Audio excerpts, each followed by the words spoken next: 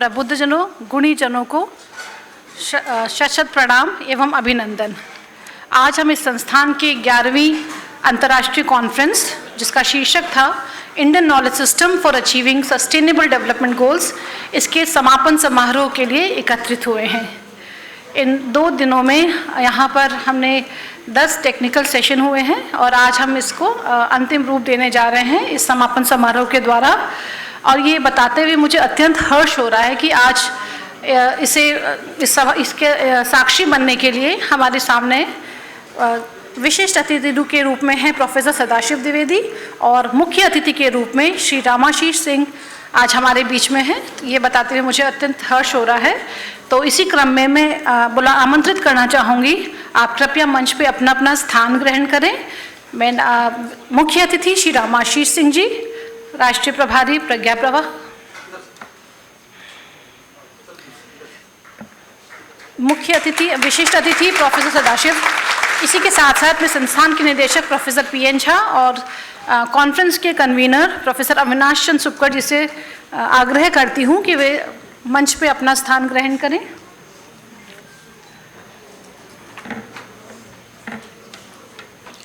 संस्थान की परंपरा को आगे बढ़ाते हुए मैं संस्थान के कुल सचिव श्री संजय गुप्ता जी से आग्रह करती हूं कि वह हमारे आज की मुख्य अतिथि श्री रामाशीष सिंह जी का पुष्पगुच्छ प्रदान कर स्वागत करें।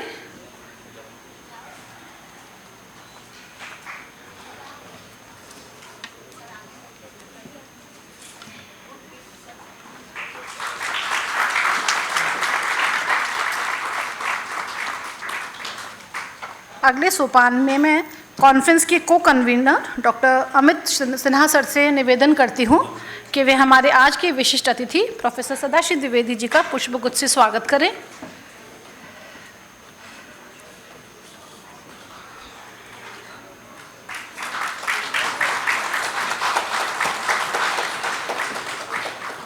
धन्यवाद, अपना स्थान ग्रहण करें। अब मैं संस्थान के निदेशक प्रोफेसर पीएन झा सर से आग्रह करूंगी कि वे इस समापन समारोह में अपना आशीर्वचनों से हमें अनुग्रहित करें।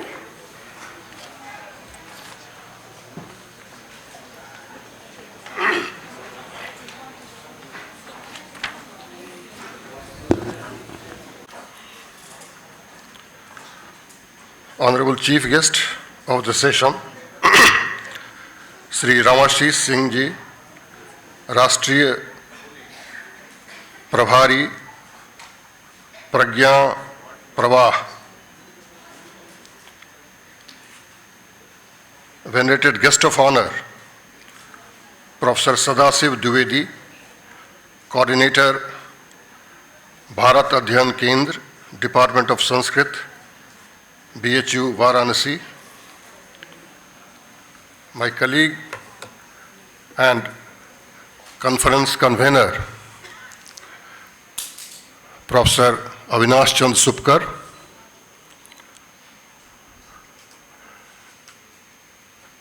Executive Secretary of the institution Dr. MP Singh, other distinguished guests, participating dignitaries, ladies and gentlemen. Sustainability has long been ingrained in our country's way of life. We, the Institute School of Management Sciences, live in the lap of Kashi, Varanasi, which is regarded to be the spiritual heartbeat of India. Varanasi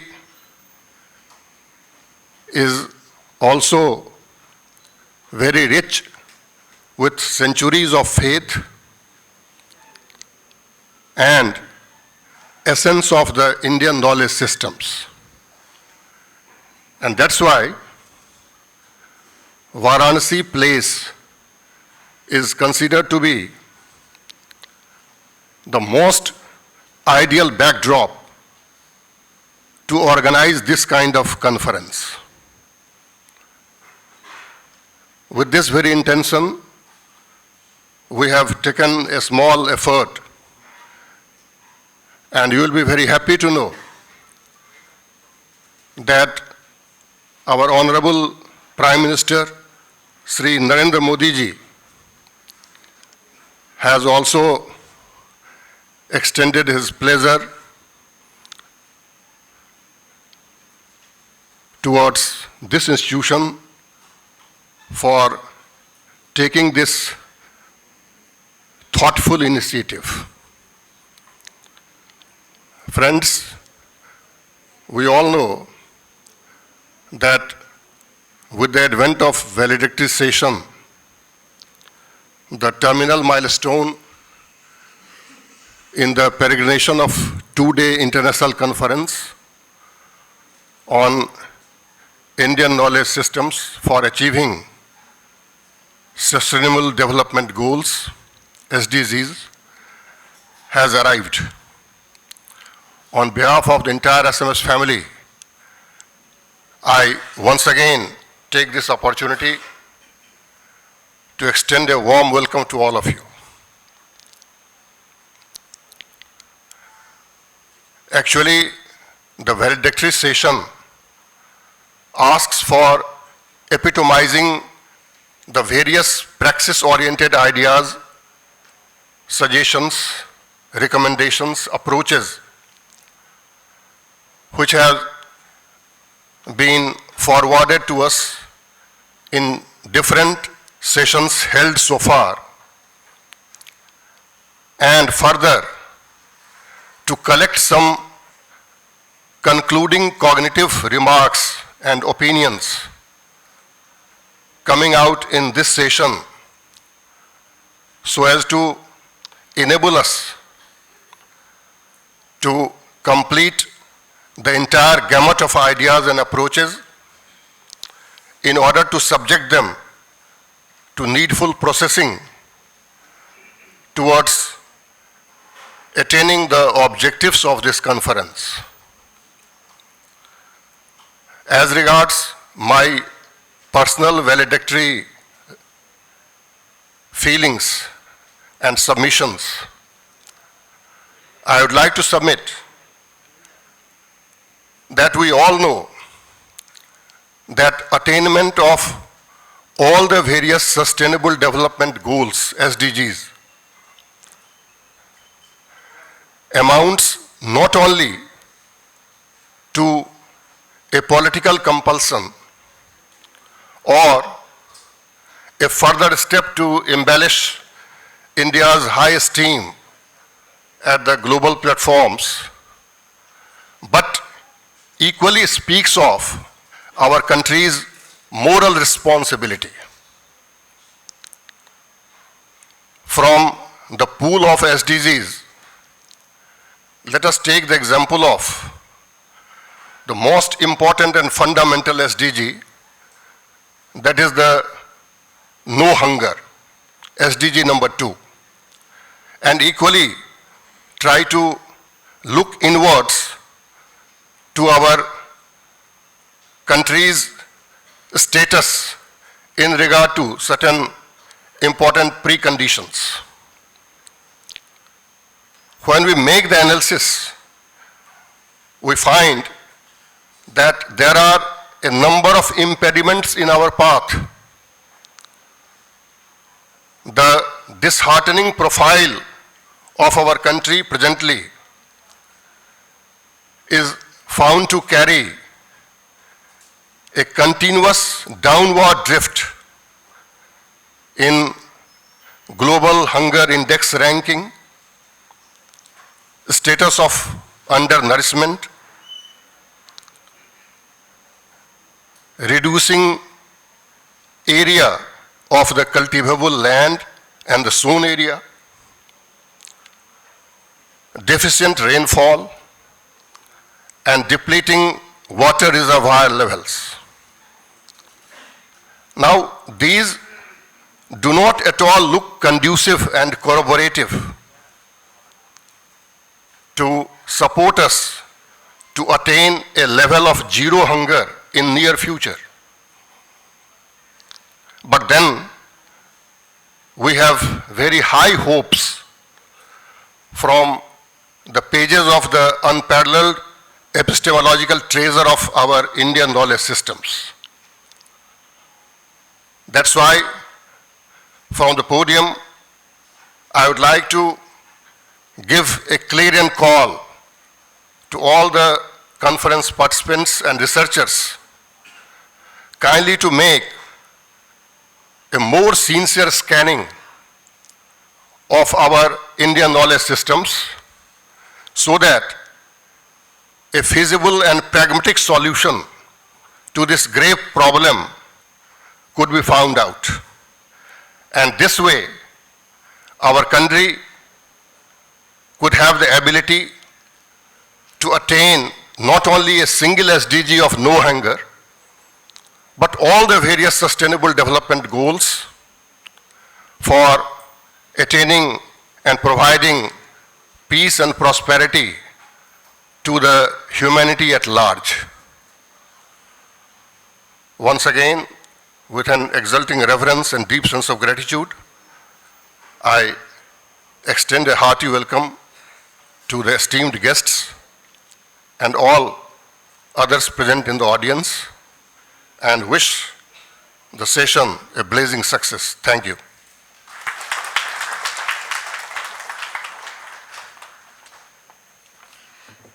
अनेकानेक धन्यवाद निदेशक महोदय। भारत अध्ययन केंद्र के संयोजक हैं, समन्वयक हैं, जो कि काशी हिंदू विश्वविद्यालय के संस्कृत विभाग से संबद्ध है और ये हमारे सर का ये हमेशा हमारे ऊपर कृपा दृष्टि रही है कि हमें पहले भी इनको सुनने का मौका मिल चुका है। और जब बात भारतीय अध्ययन संस्था के बारे में चल रही है और हम सर के उद्बोधन को ना सुने, उनके विचार को ना सुने, तो सब कुछ अधूरा रहेगा। तो मैं सर को आमंत्रित करती हूँ कि आप यहाँ आएँ और हमें अनुग्रहित करें।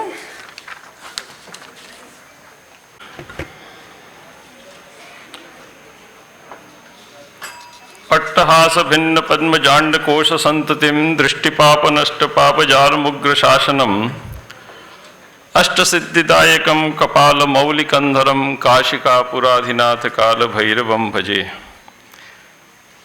गंगा तरंग रमणीय जटाकलापम गौरी निरंतर विभूषित वाम भागम नारायण प्रियमनंग मदापहारम वाराणसी पुरपतिम भज Vishwanatham.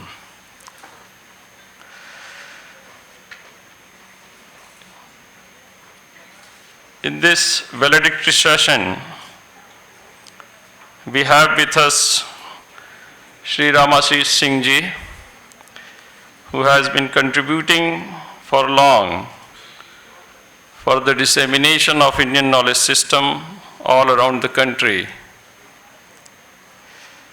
And the same contribution I have been making for the last 6 years in Banaras Hindu University. Though I actually belong to the stream of Sanskrit literature and Sanskrit poetics. I am a Sanskrit teacher and Sanskrit student in the Banaras Hindu University, but I have been given the charge of the dissemination of Indian knowledge system in new perspective all over India, and especially among the students of the Banaras Hindu University for the last 8 years.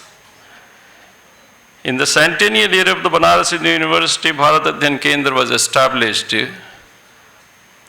just to strengthen the main goal of Bharat Ratna Mahamna Pandit Madan Mohan Malviya ji.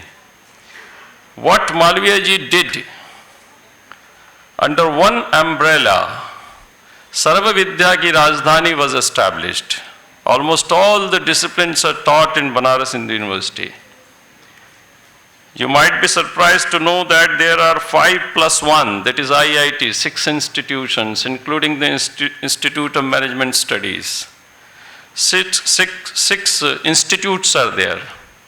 IIT has separated, but it also still is situated within the campus of the university. There are 16 faculties and 138 departments in the Banaras Hindu University. After 100 years of its establishment, a new challenge was given to me. That is to motivate these departments and these institutes and these faculties to move towards the Indian knowledge system, to motivate their research, their study with regard to the Indian knowledge system, towards Indian knowledge system. You see, several new disciplines have come into the existence. But all those disciplines have a deep root in our ancient books, in the branches of our ancient knowledge system. What are those branches? We all know it very well. Angani Vedas Chatvaro Mimansa Nyaya Vistarah Dharmashastram Puranancha Vidya Hetas Chaturdasha. 14 different branches of studies are already prescribed by our ancient rishis. 4 more we added to it. And Ashtadash Vidyasthanani, 18 Vidyasthan, is a very famous. And if we go through deep into the texts of these 18 disciplines, we find that all the new branches of studies which have come into the existence today have their roots deeply present in the texts which are actually composed for these different branches of studies. So this challenge was given to me about 8 years back, and for that a new course of MA in Hindu Studies have been introduced in the Banaras Hindu University in 2021, and that course has taken a long journey, and in almost all the state universities and most of the central universities and even in IGNOU, Indira Gandhi National Open University, which happens to be the biggest open university of the world, this course has been accepted. I would like to present before you an idea of it and would correlate it with the sustainable development. Sustainable development के जो भी गोल United Nations ने निर्धारित किए हैं, आदरणीय झा जी ने अपने वक्तव्य में कुछ संकेत किया। आपका मुख्य संकेत था कि जीरो हंगर, हमें भुखमरी से समाज को मुक्ति दिलानी है। लेकिन सस्टेनेबल डेवलपमेंट पर यदि हम ध्यान देते हैं तो वहाँ 3 चीज़ें मुख्य हैं, एक तो शिक्षा, दूसरा स्वास्थ्य और तीसरा पर्यावरण। शिक्षा संबंधी समस्याओं का समाधान, knowledge for all, health for all and the protection of the entire environment. देखिए, सतयुग, त्रेता, द्वापर, कलियुग, ये युग की 4 अवधारणाएं हैं। क्या इनमें जो पंचमहाभूत सतयुग में थे, क्या कलयुग में उन पंचमहाभूतों में कोई अंतर आया?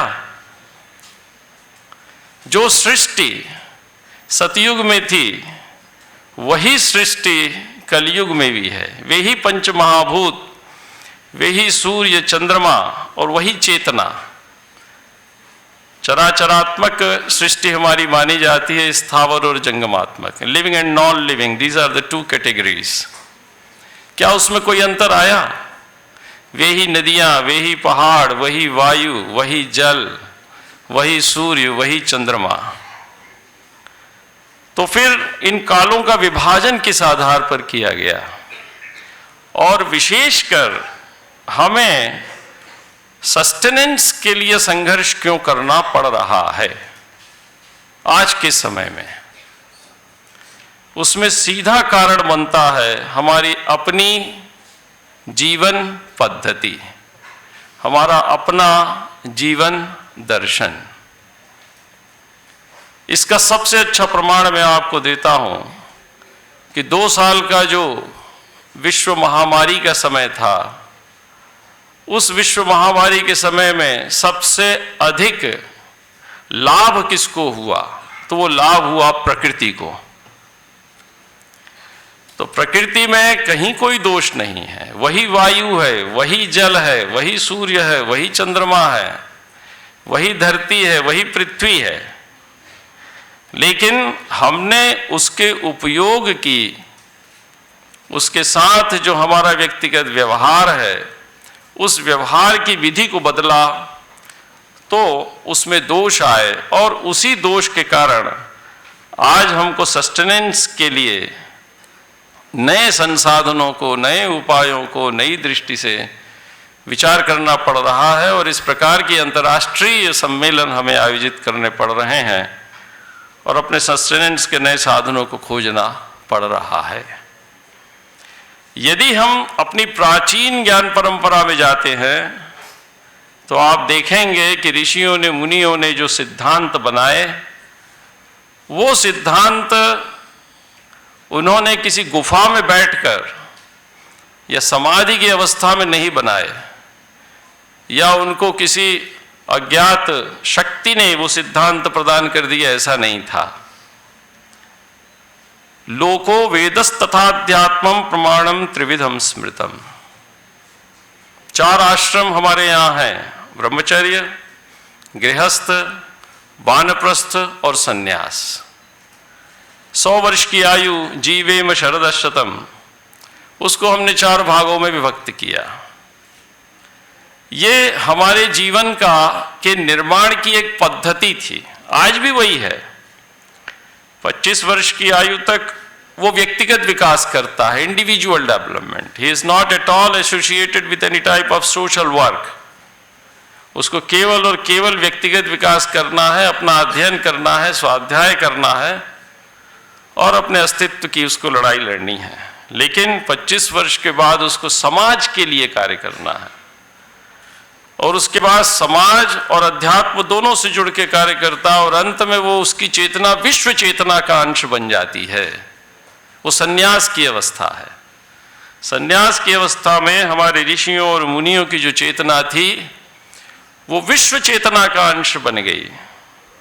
उसमें न व्यक्ति का प्रतिबंध था, न जाति का प्रतिबंध था, न वर्ण का प्रतिबंध था, न देश का प्रतिबंध था, न क्षेत्र का प्रतिबंध था। उस विश्व चेतना की अवस्था में बैठकर उन्होंने जिन सिद्धांतों को बनाया, उन्हीं सिद्धांतों को आज हम सनातन सिद्धांत कहते हैं।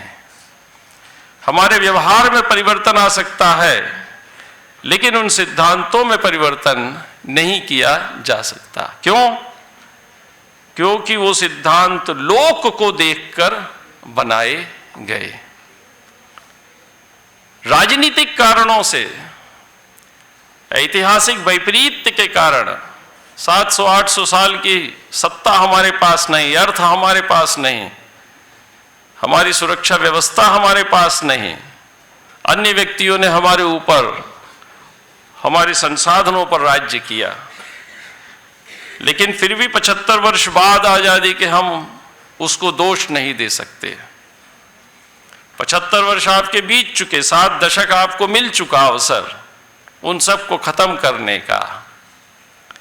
इसके कारण हमारी उस संपूर्ण व्यवस्था को, जो कि लोक से जुड़कर चलती थी, समाज के छोटे से छोटे तबके से लेकर बड़े से बड़े तबके तक व्यक्ति के हित को ध्यान में रखकर चलती थी, और जिसको बनाने के पीछे ऋषियों और मुनियों का कोई व्यक्तिगत स्वार्थ नहीं था, उस व्यवस्था को एक राजनीतिक रूप दिया गया, उसमें विकृतियों को खोजा गया, उसका मिस इंटरप्रिटेशन किया गया, और हमें उसको परोस दिया गया, हमारी पीढ़ियों को उसको परोस दिया गया।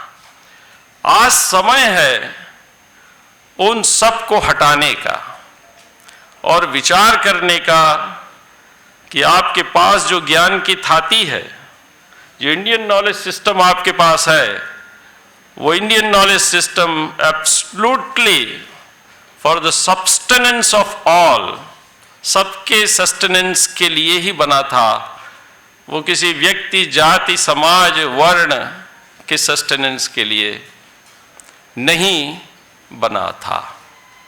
इस बात को आप ध्यान में रखिए। तो चेतना की अवस्था कौन सी? जो तुरीय चेतना की अवस्था, संन्यास की अवस्था, जिसमें उसको कुछ नहीं चाहिए, जिसने अपने संपूर्ण स्वार्थ का परित्याग कर दिया है और जीवन की 3 अवस्थाओं को पार करके जो भी अनुभव उसने सृष्टि के संबंध में प्राप्त किया, उसको उसने सिद्धांतों के रूप में प्रस्तुत किया। अब आपके मन में जिज्ञासा हो रही होगी, विगत आपकी 3 दिनों से जो ये कॉन्फ्रेंस चल रही है, इस कॉन्फ्रेंस में अनेक वक्ता आए होंगे भारतीय विद्या से जुड़े हुए, जिन्होंने आपको बतलाया होगा, और आप, मैं समझता हूं कि उस विषय में बहुत सी बातें जान चुके होंगे। देखिए, 3 स्तर हैं हमारे यहां विचार के। एक है तत्वमीमांसा, दूसरी है हमारी प्रमाण मीमांसा, जिसे ज्ञान मीमांसा हम कहते हैं, और तीसरी है हमारी व्यवहार मीमांसा।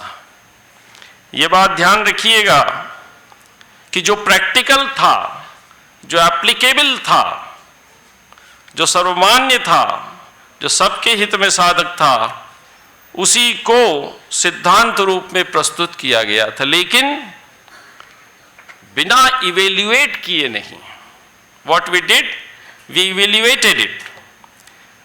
तो तत्वमीमांसा में हमने चराचरात्मक सृष्टि के प्रत्येक अंश का सूक्ष्म निरीक्षण किया।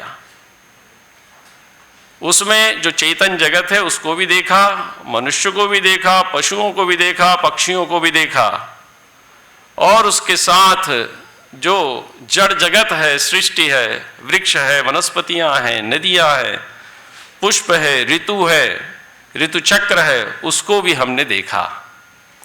और इसको देखने के बाद हमने एक सिद्धांत बनाए। लेकिन वो सिद्धांत प्रामाणिक है या नहीं?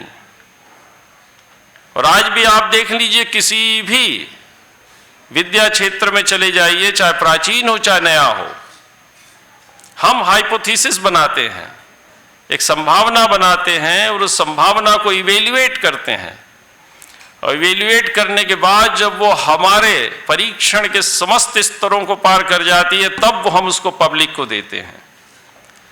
विशेषकर फार्मेसी के क्षेत्र में यदि आप देखें तो 10 दवाइयों पर प्रयोग प्रारंभ होते हैं, करोड़ों अरबों रुपए खर्च किए जाते हैं, लेकिन पब्लिक तक 1 या 2 दवाई पहुंचती है। 8 पर किए गए परीक्षण सभी स्तरों तक पार नहीं हो पाते। तो यही ज्ञान के निर्माण की विधि हमारे प्राचीन ऋषियों और मुनियों ने तैयार की। लेकिन वो सनातन क्यों हुई? क्योंकि उन्होंने उस प्रकृति को ध्यान में रखा, उस लोक को ध्यान में रखा, जो लोक सतयुग से निरंतर चला आ रहा था, उसमें परिवर्तन नहीं हुआ था।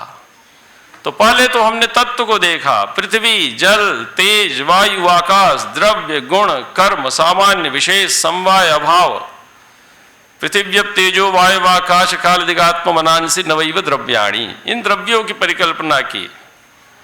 वैशेषिक ने कुछ अधिक द्रव्य माने हैं, न्याय ने कुछ अलग द्रव्य माने हैं, लेकिन यही द्रव्य हैं जो इस सृष्टि में दिखलाई देते हैं।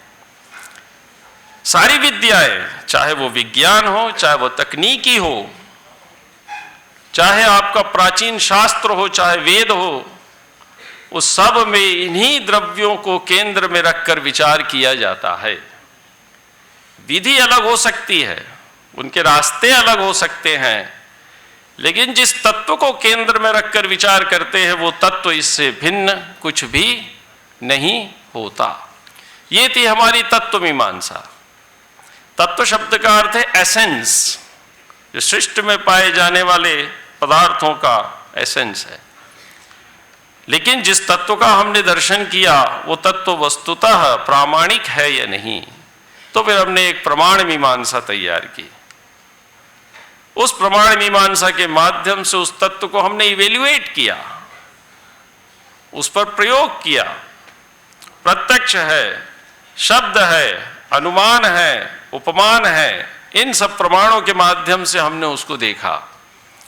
इसमें जो प्रत्यक्ष है वो डायरेक्ट परसेप्शन है, लेकिन अनुमान, शब्द, उपमान ये इनडायरेक्ट परसेप्शन है। इसमें डायरेक्ट परसेप्शन आपका नहीं होता, पदार्थ के साथ आपका सीधा संसर्ग नहीं होता। जैसे हमने कहा हिमालय शब्द, तो हिमालय का अर्थ ये नहीं कि हिमालय यहां उपस्थित हो गया। हिमालय का ज्ञान जो हमारे मस्तिष्क में परंपरा से बना हुआ है वो उपस्थित हुआ। हिमालय परोक्ष है, हमारी आंखों के सामने नहीं है। तो ये शब्द प्रमाण है। शब्द प्रमाण हुआ, उपमान प्रमाण हुआ, अनुमान प्रमाण हुआ, ये इनडायरेक्ट परसेप्शन के माध्यम थे। तीन विधियों से हमने उस संपूर्ण ज्ञान मीमांसा को परीक्षण किया, और परीक्षण करने के बाद उसको हमने किताबों में नहीं रख दिया, उसको हमने समाज को प्रयोग में लाने के लिए दे दिया।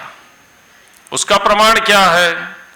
तो उसका प्रमाण है हमारे यहाँ रामायण और महाभारत और अष्टादश पुराण।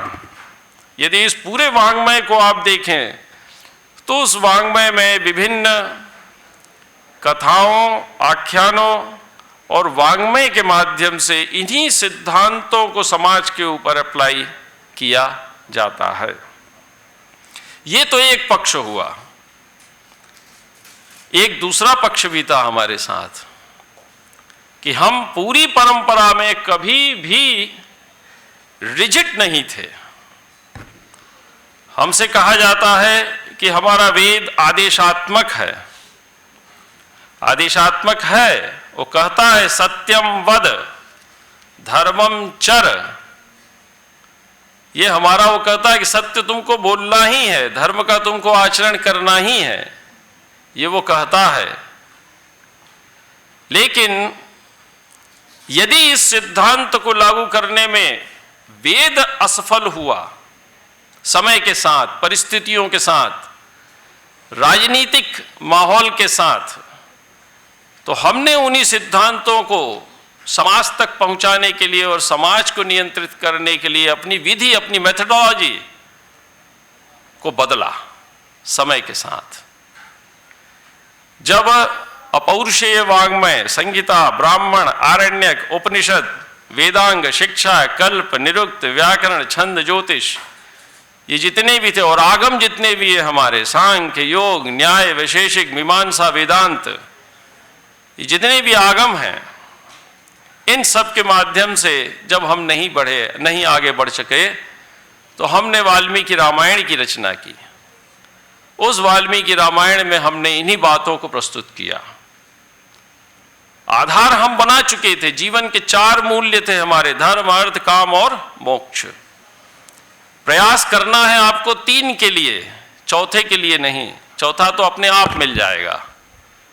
धर्म के लिए धर्मानुप्राणित अर्थ और धर्मानुप्राणित काम पर आपको प्रयास करना है। यदि उसका आप सही एफर्ट्स के साथ यदि उसको अटेन कर लेते हैं, तो चौथा जो निश्चय से मोक्ष, उसका मिलना अपने आप में स्वाभाविक है। उसको प्राप्त करने के लिए अतिरिक्त परिश्रम करने की आवश्यकता हमको नहीं पड़ती। तो इन्हीं 4 मूल्यों को समाज में प्रतिष्ठित करने के लिए हमने अपनी विधियों को बदला। हमने स्मृतियों की रचना की, पुराणों की रचना की, रामायण की रचना की, महाभारत की रचना की, अनेक काव्यों की रचना की। महाकवि भास से लेकर 3rd century BC, starting from 3rd century BC to the 14th century BC, हमारे पास क्रोनोलॉजिकल प्रेजेंस है इन कवियों का। महाकवि भास ने नाटक लिखे, 13 नाटक लिखे। उसके बाद महाकवि कालिदास आए 1st शताब्दी ईसा पूर्व में।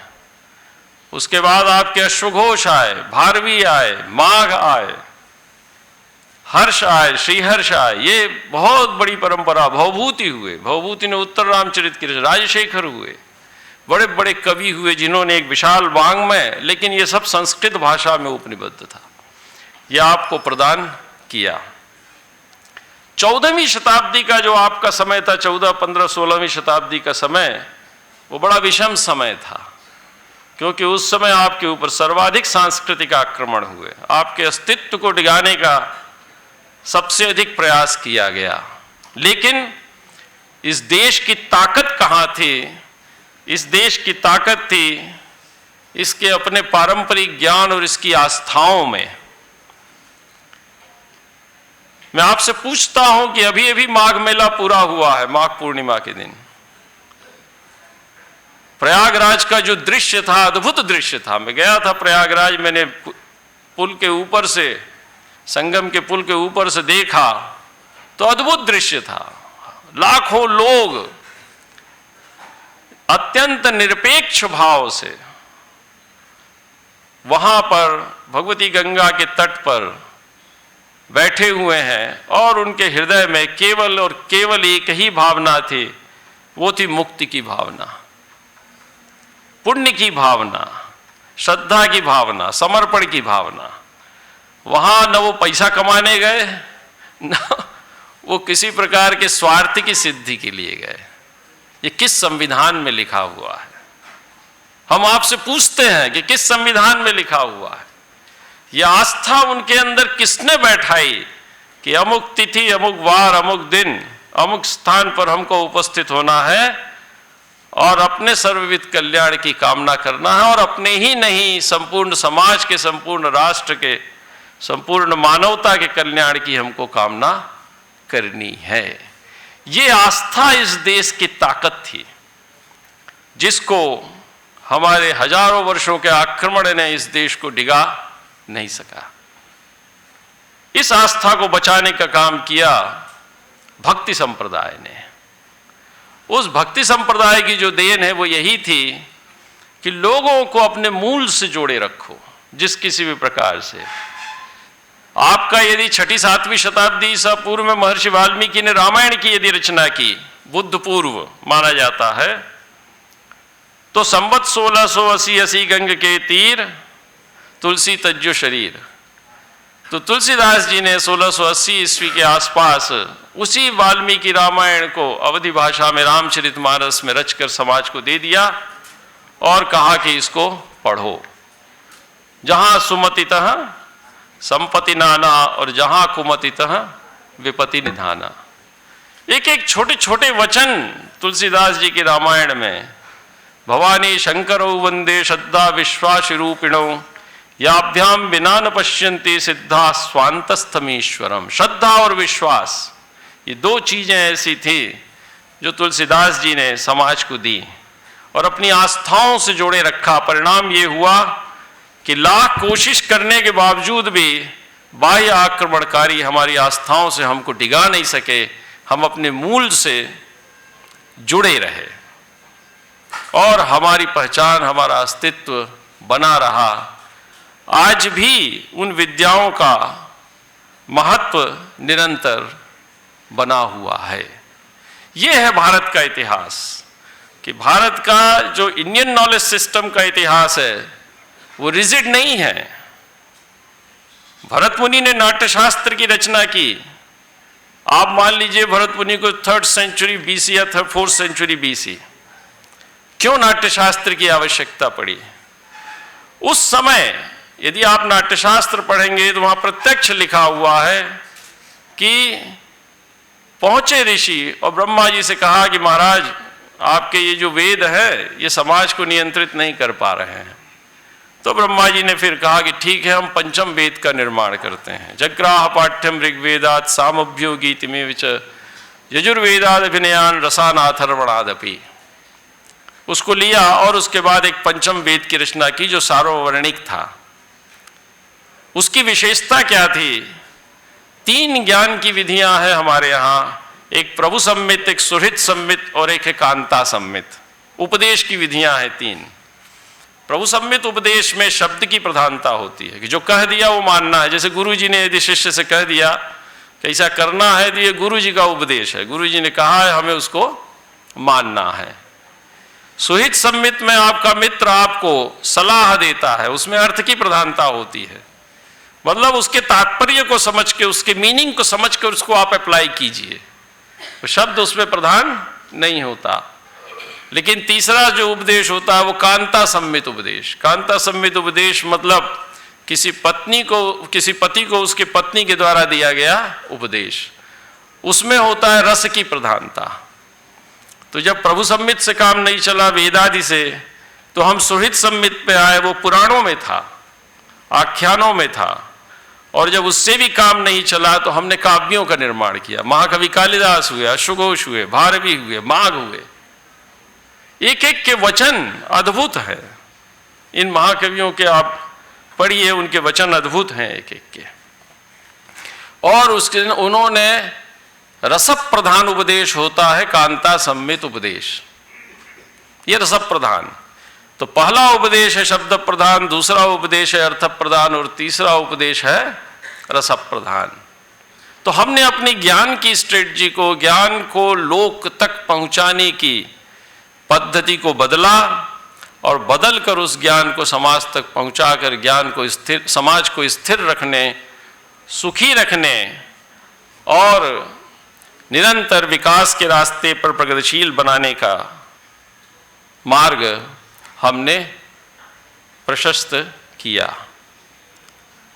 रामायण और महाभारत की जब बात आती है तो अभी हमारे बीच चर्चा चल रही थी, रामायण के अयोध्या कांड का 100वां सर्ग आप लोग के घर में होगी रामायण, आप खोल के उसको पढ़िएगा।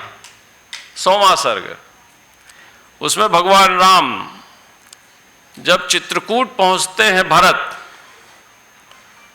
निवेदन करने के लिए कि आप वापस चलिए, राज्य ग्रहण कीजिए, तो जब भरत को देखते हैं तो उनसे प्रश्न करते हैं, प्रश्नों की झड़ी उनके ऊपर डाल देते हैं और कहा कि क्यों आए तुम, राज्य छोड़कर यहां आने की क्या आवश्यकता थी, तुमको दायित्व दिया था राज्य का, अयोध्या का, आज अयोध्या को अनाथ छोड़कर यहां आने की आवश्यकता क्या थी।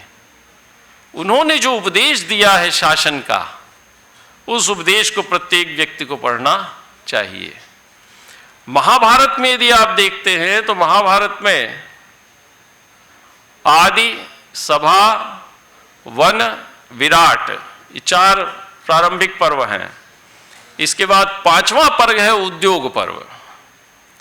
उद्योग पर्व का सीधे संबंध मैनेजमेंट से है। उद्योग का यदि आप मॉडर्न लैंग्वेज में if you translate it into the modern language, I think it will be related, more related to the management या एफर्ट जिसको कहा जाता है, proper effort for the development. उद्योग में प्रयास किया जाता है 2 चीज का। उद्योग का अर्थ है एफर्ट। तो उद्योग में 2 चीज का प्रयास किया गया। पहले तो प्रयास किया गया संधि का कि दुर्योधन मान जाए तो युद्ध टल जाए, और फिर देखा कि नहीं, ये तो नहीं मान रहा है, सूच्यग्रम नैव दास्यामि बिना युद्धे न केशव। जब उसने कह दिया कि सुई की एक नोक बराबर भूमि बिना युद्ध के नहीं दूंगा, 5 गांव मांगे थे युधिष्ठिर ने, तो फिर भगवान श्री कृष्ण ने कहा ठीक है, अब प्रिपेयर करो युद्ध के लिए, प्रिपरेशन फॉर द वॉर। तो 2 उद्योग हैं। पहला उद्योग संधि का है कि समाज या लोग हमको ये न कहे कि हम आक्रमणकारी हैं। धर्मक्षेत्रे कुरुक्षेत्रे समवेता युद्धोत्सव, धर्मक्षेत्र था, तो कहा कि चलो अब धर्मक्षेत्र में हमें कुरुक्षेत्र करना है, बिना कुरुक्षेत्र के धर्म की प्रतिष्ठा नहीं हो सकती। तो जो उसका उत्तरार्ध है उसमें जो उद्योग किया जाता है वो उद्योग है युद्ध की तैयारी का। तो कैसे वहां पर किस प्रकार से संवाद हुआ। संजय को भेजा था धृतराष्ट्र ने, कहा युधिष्ठिर के पास कि पूछो, उससे बात करके आओ। तो युधिष्ठिर ने 4 गांव बताए और कहा कि 5वां जो चाहे आप दे दीजिए, 5 गांव हमको दे दीजिए, हम संतुष्ट रहेंगे, हमारा भी जीवन चलता रहेगा, आपका भी चलता रहेगा। शाम का समय हो गया, अंधेरा हो गया, संजय लौट के आया जब, तो धृतराष्ट्र ने संजय से पूछा कि युधिष्ठिर ने क्या कहा। तो संजय को देखिए कितनी बुद्धिमानी की अवस्था है। उसने कहा कि महाराज आप सवेरे सभा बुलाइए और उस सभा में उपस्थित होकर हम आपको बतलाएंगे कि युधिष्ठिर ने क्या कहा। क्यों? क्योंकि रात भर में हो सकता था धृतराष्ट्र, जो कि पुत्रमोह के कारण व्यवहार से अंधे थे और आंख के तो अंधे थे ही जन्मजात, रात भर में हो सकता था परिस्थिति को बदल देते। उसने नहीं बताया कि युधिष्ठिर ने क्या कहा है। सवेरे जब सभा बुलाई तो सबके सामने पब्लिकली उसने उस बात को रखा। ये बुद्धिमानी का काम वहां पर संजय ने किया, जिससे कि परिस्थिति बदल न सके। विदुर को बुलाते हैं, तो विदुर ने जो उपदेश दिया है वही उद्योग पर्व में विदुर नीति के रूप में प्रसिद्ध है। उसको हम व्यावहारिक गीता कहते हैं। और उसके बाद जो भीष्म पर्व आता है उसमें भगवान श्री कृष्ण और अर्जुन का संवाद है, नर और नारायण का संवाद है, जो कि हमारी आध्यात्मिक गीता है, जिसमें प्रधानता है व्यक्ति की पहचान की, जिसे ज्ञप्ति कहा जाता है। अर्जुन अपनी पहचान भूल चुका था। ये सब जो भी उपक्रम किया जा रहा है आपको इन कॉन्फ्रेंस इत्यादि के माध्यम से, यह आपको अपनी पहचान से जोड़ने का उपक्रम है कि आपकी रियल पहचान क्या है। ये बात आप ध्यान रखिए। और यही श्री कृष्ण ने नर नारायण के संवाद के माध्यम से अर्जुन को सिखाया। तो ये दो गीताएं, एक व्यावहारिक गीता और दूसरी आपकी आध्यात्मिक गीता या ज्ञप्ति की गीता, ये दो पक्ष हमारे बड़े ही महत्वपूर्ण है। उसको आपको अवश्य देखना चाहिए। गीता तो आपके व्यवहार में है, लेकिन विदुर नीति भी आप देखें। जहां तक प्रश्न रामायण का है, रामायण में दो शब्द हैं, एक राम शब्द है और एक अयन शब्द है। अयन का अर्थ होता है द पाथ, द पाथवे, मार्ग, जिसको रास्ता कहा जाता है। तो वहां भी व्यक्ति का महत्व नहीं है, वहां भी मार्ग का महत्व है। जिस मार्ग से भगवान राम चले उस मार्ग का वहां पर महत्व है। इसीलिए हमने सिद्धांतों को महत्व दिया और सिद्धांतों के महत्व के साथ हमने व्यक्ति को कभी भी महत्व नहीं दिया। आश्रम व्यवस्था की मैंने बात की, लेकिन एक वर्ण व्यवस्था भी हमारे यहां है। लेकिन यहां वर्ण शब्द का अर्थ क्या है? वर्ण शब्द का अर्थ होता है द इनहेरिटेड क्वालिटी, जो जन्मजात सामर्थ्य, प्रकृति प्रदत्त सामर्थ्य किसी वस्तु में उपस्थित है, उसको हम वर्ण मानते हैं। वर्ण का अर्थ यहां पर रंग नहीं है, आप जान लीजिएगा। इनहेरिटेड क्वालिटी, जो प्रकृति प्रदत्त सामर्थ्य व्यक्ति के अंदर है, उसको हमने वर्ण के रूप में लिया। और जहां प्रतिभा दिखाई दी उसको चमकने का हमने अवसर दिया। यदि ये ना होता तो हजारों वर्ष के इतिहास में इतना बड़ा वाङ्मय हमारे सामने खड़ा ना होता। एक एक ब्रांच की, एक एक विद्या क्षेत्र की एक एक शाखाएं के सैकड़ों ग्रंथ हमारे यहाँ न बने होते। ग्रंथ निर्माण में भी मैं आपको बतलाना चाहूंगा कि हमने संवाद के माध्यम से, डायलॉग के माध्यम से ग्रंथों का निर्माण किया। गुरु के द्वारा बोले गए वचनों पर अंधविश्वास शिष्य नहीं करता था। प्रभाकर मिश्र और कुमारिल भट्ट का संवाद आप देख लीजिए। अंततोगत्वा प्रभाकर जो शिष्य थे उन्हीं को गुरु कहा जाने लगा। कुमारिल भट्ट कई स्थानों पर परास्त हो जाते थे, पिछड़ जाते थे। तो ये बात था। तो प्रभाकर मिश्र और जो उनका संवाद था उसमें प्रभाकर मिश्र जो शिष्य थे वे ही गुरु के रूप में प्रसिद्ध हुए। तो हमने संवादों के माध्यम से शास्त्रों का निर्माण किया। और जितने भी शास्त्र हैं वो सब सूत्रात्मक है। अष्टाध्यायी से लेकर आप जितने भी आग हैं वो सब सूत्र रूप में है। और प्रारंभ में गुरुकुलों में इन सभी सूत्रों को विद्यार्थियों को याद करा दिया जाता था। तो एक इंटरडिसिप्लिनरी, और जो आज हम मॉडर्न शब्द बनाए हैं इंटरडिसिप्लिनरी और इंट्राडिसिप्लिनरी शब्द, ये इंटरडिसिप्लिनरी और इंट्राडिसिप्लिनरी दोनों हमारे यहाँ गुरुकुलों में प्रतिष्ठित थे। जब उसको सारे आगमों के हमने सूत्र याद करा लिए, चाहे वो आपका सांख्य सूत्र हो कपिल मुनि का जिसमें प्रकृति संबंधी बात की गई है, चाहे योग सूत्र हो, योग को तो आप जानते ही होंगे, योगश्चित्तवृत्ति निरोधः, यम नियमासन प्राणायाम प्रत्याहार धारणा ध्यान समाधि अष्टांग योग, चाहे वो योग सूत्र हो, चाहे वेदांत सूत्र हो, चाहे मीमांसा सूत्र हो, सभी सूत्र ग्रंथ थे, वैशेषिक सूत्र हो, इन सब को विद्यार्थी याद कर लेता था और एक इंटरडिसिप्लिनरी अप्रोच उसका तैयार होता था। तो सूत्रों के ऊपर हमारे यहाँ वृत्तियाँ लिखी गई, वृत्तियों के ऊपर फिर उन्हीं सूत्रों के ऊपर भाष्य लिखे गए, उन्हीं भाष्यों के ऊपर टीकाएं लिखी गई, उन्हीं टीकाओं के ऊपर टिप्पणियाँ लिखी गई। एक एक शास्त्र की समीक्षा का एक इतना बड़ा इतिहास हमारे यहाँ उपस्थित था, जो संवाद की शैली में हमारे बीच उपस्थित हुआ। तो इन सब चीज़ों को यदि आप देखते हैं, जहाँ तक प्रश्न सस्टेनेबल डेवलपमेंट का है, कुछ समय अधिक हो रहा है। सस्टेनेबल डेवलपमेंट के लिए आप देख लीजिए कि यदि इन सूत्रों को आप देखते हैं तो अहिंसा, सत्य, अस्तेय, ब्रह्मचर्य और अपरिग्रह।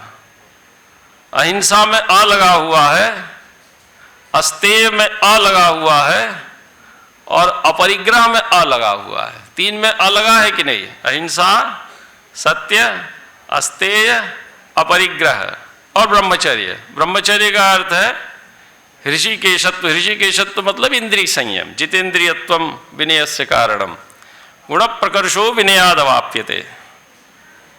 लेकिन इसमें जो अपरिग्रह है वो आपसे जुड़ा हुआ है। अपरिग्रह का अर्थ होता है यावत भ्रियेत जठरम तावत सत्वम हृदय नाम अधिकम यो भी मन्येत सस्तेनो दंडम अर्हति। जितना आपके अपनी रक्षा के लिए और भविष्य के लिए अपेक्षित है उतना रखते हुए बाकी आप समाज के लिए छोड़कर चलें। ये स्थितियां थी हमारी। तप, ज्ञान, यज्ञ और दान, ये चार अवस्थाएं थी धर्म की। तप, ज्ञान, यज्ञ और दान। तप परम कृतियुगे त्रेतायाम ज्ञानम उच्यते। और यज्ञ जो है वो आपका द्वापर का और दान आपका किसका है? कलयुग का। ये चार पैर हमारे यहाँ धर्म के माने गए थे।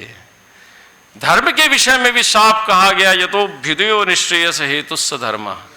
अच्छा खाइए, अच्छा पीजिए, अच्छा घर में रहिए, अच्छे कपड़े पहनिए, खूब सुख सुविधा से रहिए, कभी हमने मना नहीं किया।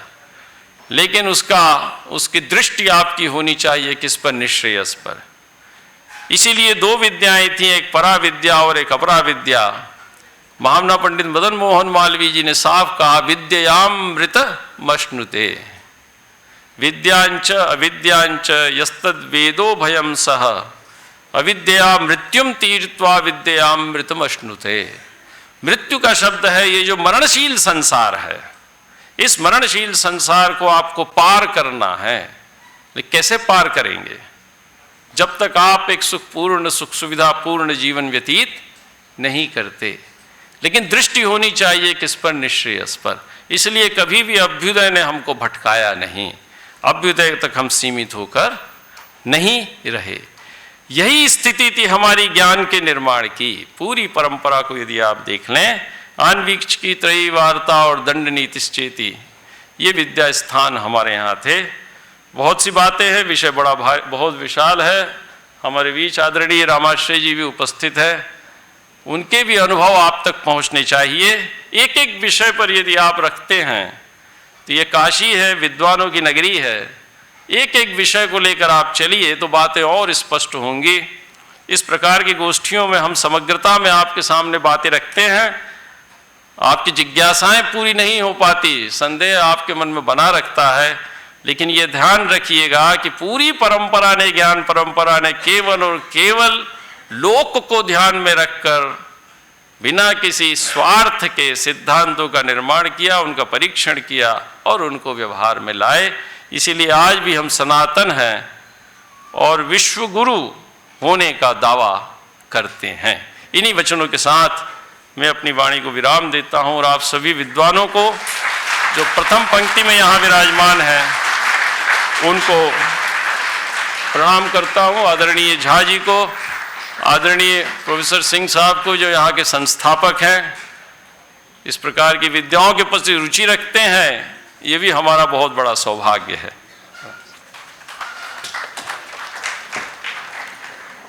बहुत बहुत धन्यवाद।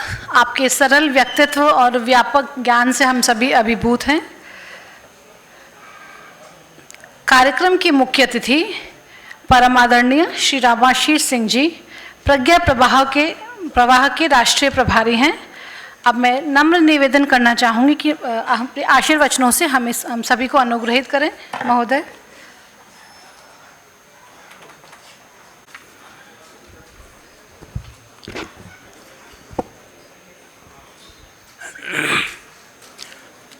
हमारी श्रद्धा और सम्मान के सहज पात्र, इस सभागार में मंच पर उपस्थित प्रोफेसर पिनाकनाथ झा जी, कितना सुंदर नाम है इनका, पिनाक। हमेशा क्योंकि लक्ष्य संसाधन ये संधान करने के लिए पिनाक का तैयार रहना बहुत आवश्यक है, और यहाँ के आप निदेशक हैं। बहुत ही विद्वान नगरी से, बहुत ही विद्वान लोगों के बीच से निकल करके आपके पास आए हैं, उनको मैं अपना विनम्र प्रणाम निवेदित करता हूँ। आज के जो विशिष्ट अतिथि थे, उनके अंदर सारी अर्हताएँ और योग्यताएँ मुख्य अतिथि बनने की हैं, क्योंकि जिस परंपरा से, मैं ज्ञान की परंपरा नहीं कहता हूँ, लेकिन जिस परिवार से आते हैं, जिस पिता की परंपरा से उनका संबंध है, उनके पिता काशी के पर्याय माने जाते थे, सरस्वती के साक्षात पुत्र के नाते। पंडित रेवा प्रसाद द्विवेदी को कौन नहीं जानता है, उनके पुत्र होने का इनको सौभाग्य प्राप्त हुआ है, और निश्चित तौर से उनको सुनना एक अपने आप में अनुभव रहता है। बहुत एक लंबा प्राध्यापक का अनुभव उनके पास है, तो स्वाभाविक तरीके से उनका जो वक्तव्य है, उनके जो भाषण हैं, उसमें विद्वत्ता का पूट रहेगा ही, संदर्भ रहेंगे ही। वो तो समाज के अंदर जो भी सामान्य तौर से व्यक्ति विद्वत्ता को, विद्या को सम्मान देना जानता है, उनको देखते ही उनके चरणों में अपना प्रणाम निवेदित करेगा। मैं उनको प्रणाम करता हूँ। यहाँ पर अविनाश चंद्र जी हैं, यहाँ तो जितने हैं सब विद्वान लोग ही हैं मुझे छोड़कर। मैं उनको भी प्रणाम करता हूँ। समक्ष बैठे हुए डॉक्टर महेंद्र प्रताप सिंह जी और तमाम यहाँ पर जो बाहर से पार्टिसिपेंट्स आए हैं, जो सहभागी आए हैं यहाँ पर, और इस सभा के अंदर जो ऊर्जा निश्रित हो रही है, उस ऊर्जा को, और हमारे यहाँ पर बहुत बाहर से कुछ भगनी यहाँ उपस्थित हैं, मैं सबको प्रणाम करता हूँ। एक मुख्य वक्ता के नाते मैं आज निर्भर महसूस कर रहा हूँ, क्योंकि प्रोफेसर सदाशिव द्विवेदी ने इतना वृहद व्याख्या की है इन सब चीज़ों की कि मेरे लिए बहुत ही आसान हो गया है। लेकिन कुछ बातें जब आपने यहाँ बुलाया है, मैनेजमेंट का ज़माना है, सब लोग प्रोफेशनल बनने की चेष्टा करते हैं, आपने मुझे चाय पिलाई है, मुझे फल खिलाया है, तो उसके बदले मुझे कुछ आपके सामने बोलना चाहिए, इसलिए मैं अपने कर्तव्य का निर्वहन करूँगा। बंधुओं, जब हम भारतीय ज्ञान परंपरा की बात करते हैं तो पंडित सदाशिव द्विवेदी ने भारतीय ज्ञान परंपरा की बहुत लंबी जो परंपरा हमारी है, जो हमेशा अक्षुण्ण रही है, सतत रही है, निरंतर रही है, उसकी गत्यात्मकता बनी रही है, कभी अवरुद्ध नहीं हुई हो, चल रही हो। आज चर्चा चल रही थी तो उन्होंने कहा कि हम अपने यहाँ केंद्र पर कोई क्रोनोलॉजी नहीं पढ़ाते हैं, उसकी ज़रूरत भी नहीं है, क्योंकि क्रोनोलॉजिकल जो एस्पेक्ट है, क्योंकि भारत के ऊपर सबसे जो प्रवाह ये प्रहार हुआ है, ये इतिहास के प्रवेश के कारण हुआ है। आज इतिहास हमारे देश के अंदर देवता बन गया है। हम ऐतिहासिक प्रमाणों की बात करते हैं, ऐतिहासिक युग की बात करते हैं। भारत में इतिहास की कंसेप्ट वो नहीं थी जो आज इतिहास हमको पढ़ाया जा रहा है, क्योंकि उसकी चर्चा उन्होंने किया था। भूतकाल, वर्तमान काल, भविष्य काल, इन तीनों कालों की संवेदनाओं को समेटने वाला, संभालने वाला जो काल है, जो समय है, वह अखंड है, उसको विभाजित नहीं किया जा सकता है। उन्होंने कहा भी उसको कि जो कृतयुग में था, त्रेता में था, द्वापर में था, कलयुग में है, उसमें कहीं कोई परिवर्तन नहीं है, सृष्टि वैसी ही है। लेकिन अंग्रेज जब यहाँ पर आए तो उन्होंने कहा कि देखो भारतवासियों, क्योंकि उन तो इतिहास की भाषा में सोचते थे, तुम्हारा भूत है, तुम्हारा वर्तमान है, ये तुम्हारा भविष्य है। और उनके द्वारा उंगली इंगित दिशा की ओर हमने दृष्टिपात करना शुरू किया और आज संपूर्ण पूरे देश के अंदर आप बौद्धिक आसमान में यदि दृष्टि निक्षेप करते हैं तो चारों तरफ सर्वदूर उनकी बातें दिखाई देती हैं। तो जो इतिहास का हथौड़ा था हमारी परंपरा को, हमारी संस्कृति को, हमारी ज्ञान परंपरा को केवल विच्छिन्न नहीं किया, तो इतने वर्षों में उसने उसको ध्वस्त करने की चेष्टा की है, समाप्त करने की चेष्टा की है।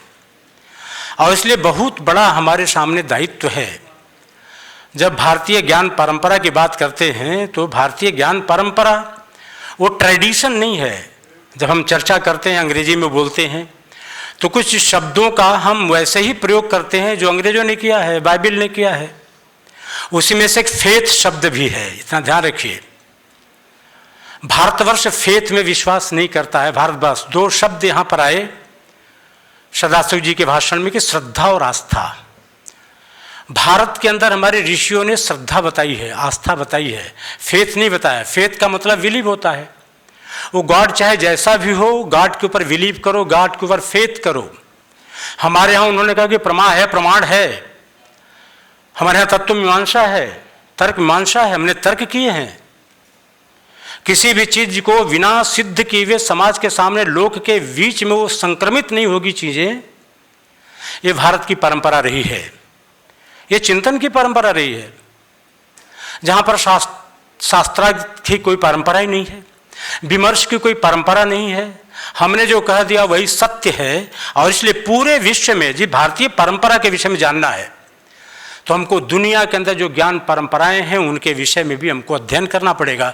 बिना तुलनात्मक अध्ययन के भारतीय ज्ञान परंपरा की महत्ता को, इसके महत्व को हम स्थापित नहीं कर सकते। दुनिया दो भागों में बटी है ज्ञान परंपरा के नाम पर। एक तो अब्राहमी परंपरा है, दूसरी परंपरा भारतीय परंपरा है। अब अब्राहमी परंपरा जो इस देश के अंदर, दुनिया के अंदर आई, उसका भी अध्ययन करना पड़ेगा कि उनका चिंतन क्या है, उनके सिद्धांत क्या है, किस तरह से चलते हैं, उनकी ओरिजिन क्या है। तो हम सब जानते हैं, एक सामान्य कथा चलती है, क्योंकि हमारे यहाँ ज्ञान परंपरा का तो अवगाहन होता रहता है। ज्ञान परंपरा में सब लोग उससे आप्यायित होते हैं। वहां तो ज्ञान प्रारंभ में वर्जित था। जन्नत में रहलवा आदम नंगा घूमता था और अल्लाह की तरफ से, खुदा की तरफ से एक वर्जना थी कि तुम जितना विचरण करना हो, जितना भोग करना हो, जितना खाना पीना हो इस स्वर्ग के अंदर, उसका उपभोग कर सकते हो, कंज्यूम कर सकते हो। केवल एक वृक्ष है, उसी से तुम बचना, उसका तुम्हें फल नहीं खाना है। वो वर्जना है। वर्जनाएं हमेशा आमंत्रण बन जाती हैं। कभी कभी किसी चीज के लिए वर्जित करिए किसी को तो बार बार ध्यान उधर ही जाता है। अब आदम के ध्यान में आएगा कि क्यों खुदा ने मना कर दिया कि इस फल का हमको बिल्कुल इसको चखना नहीं, इसको प्राप्त नहीं करना है। एक दिन चुपके से उसने फल खा लिया, वो ज्ञान का फल था। और जैसे ही ज्ञान का फल खाया तो उसको बोध हुआ, कह रहे मैं तो नंगा घूम रहा हूं। और तब उसने क्या किया कि खुदा के आने से पहले ही मुझे अपने तन को ढकना है, तो पत्ते वत्ते तोड़े वृक्ष के और अपने को ढक लिया। खुदा आए, देखा कि तो वृक्ष से ढका हुआ है, तो उनको लगा कि ये तो ज्ञान का फल चख लिया है। तब उसको ज्ञान प्राप्त करने के एवज में उसको दंड प्राप्त होता है और कहा जाता है, खुदा ने कहा कि अब तुम स्वर्ग से बहिष्कृत होते हो, एक्सपेल्ड आउट, जाओ धरती पर। वो वहां से आ गया। यानी ज्ञान प्राप्त करने के कारण वहां पर धक्का दे करके स्वर्ग से बाहर फेंक दिया जाता है आदम। जब वो आता है तो बड़ा अकेला महसूस करता है। स्वर्ग में तो कोई ऐसी अनुभूति नहीं थी, धरती पर आने के बाद तो बड़ी अनुभूति होती है अकेलेपन का। सोलिटरी फील कर रहा है वो, आइसोलेटेड फील कर रहा है वो, डेस्टिट्यूट फील कर रहा है कि मैं करूं क्या, किसके साथ रहूं, एंजॉय कैसे करूं। तब खुदा ने बड़ी मेहरबानी की उसके ऊपर कि उसी की पसली को निकाला और एक स्त्री बना दिया। कहा कि लो, ये तुम्हारी ही पसली से निकली तुम्हारी स्त्री है।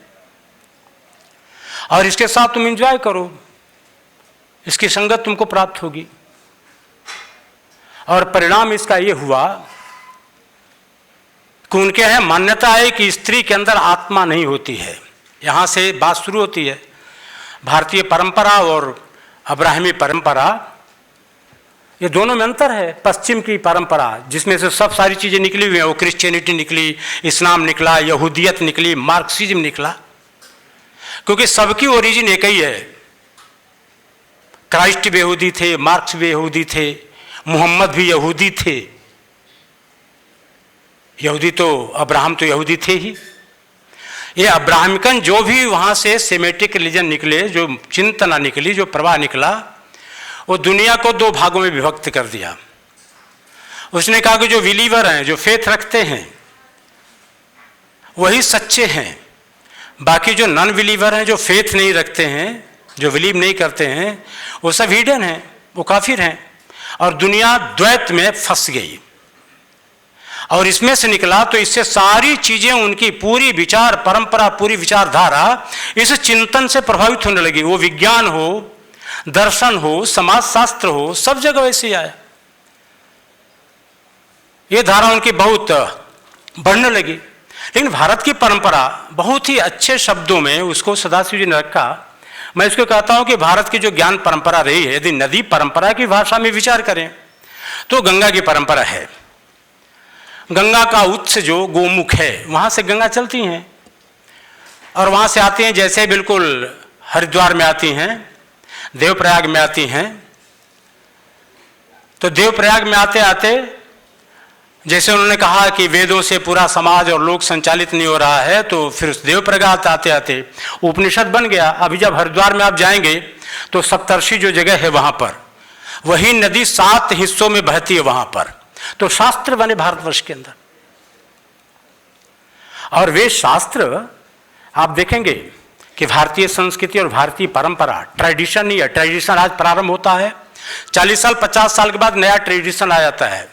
वो अखंड नहीं है, वो अप्रतिहत नहीं है, उसके अंदर गत्यात्मकता नहीं है। एक ट्रेडिशन प्रारंभ होता है, दूसरी परंपरा आती है, समाप्त हो जाती है। भारत एक ऐसा देश है जिसकी परंपरा, वो बाहर से हम अपनी परंपरा को नहीं जीते हैं।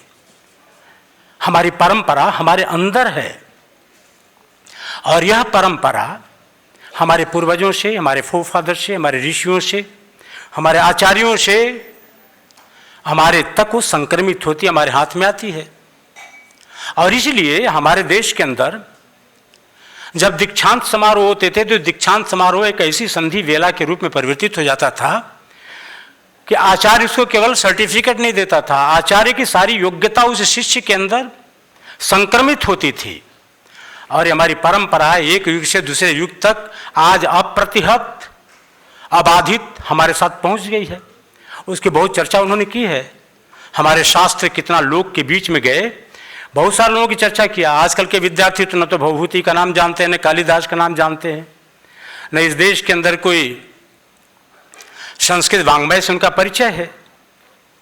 भारतीय परंपरा को जानने के लिए तो संस्कृत, मुझे संस्कृत आती नहीं है, संस्कृत प्रति श्रद्धा है, लिखा हुआ पढ़ लेता हूँ, संस्कृत में कोई भाषण देगा तो मैं समझ लेता हूँ।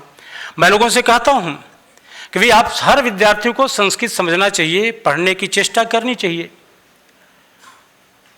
वो चर्चा चलती है कि हम कैसे पढ़ें, संस्कृत समझ में नहीं आती है, हम पढ़े नहीं हैं। भाई हम प्लेटो को तो पढ़ते हैं ना, आप प्लेटो को पढ़ते हैं तो ओरिजिनल टेक्स्ट पढ़ते हैं क्या उसका? प्लेटो तो यूनानी में लिखा था, सारी चीज़ें, सारे सिद्धांत उसके यूनानी में आए थे। यूनानी का अंग्रेजी अनुवाद आप पढ़ते हैं, और निश्चित जानिए आप कि एक ऐसी भाषा का अनुवाद जो दूसरी भाषा में होता है तो उस अनुवाद में व्याकरणीय इकाइयाँ भी बदल जाती हैं, अर्थ भी बदल जाते हैं कभी कभी, क्योंकि वहाँ का परिवेश, वहाँ की परिस्थिति के अनुसार वो उसका अनुवाद करता है। और अनुवाद करता है तो अनुवाद हमेशा उचिष्ट होता है, क्योंकि अनुवाद जिस भाषा में होता है उस भाषा का पूरा वो भाषा माल असबाब के साथ उस भाषा में प्रवेश कर जाती है। इसलिए प्लेटो का जो चिंतन ओरिजिनल रूप में आपके पास आएगा, आप ये कह नहीं सकते हैं कि उसमें अंग्रेजी आ गई है।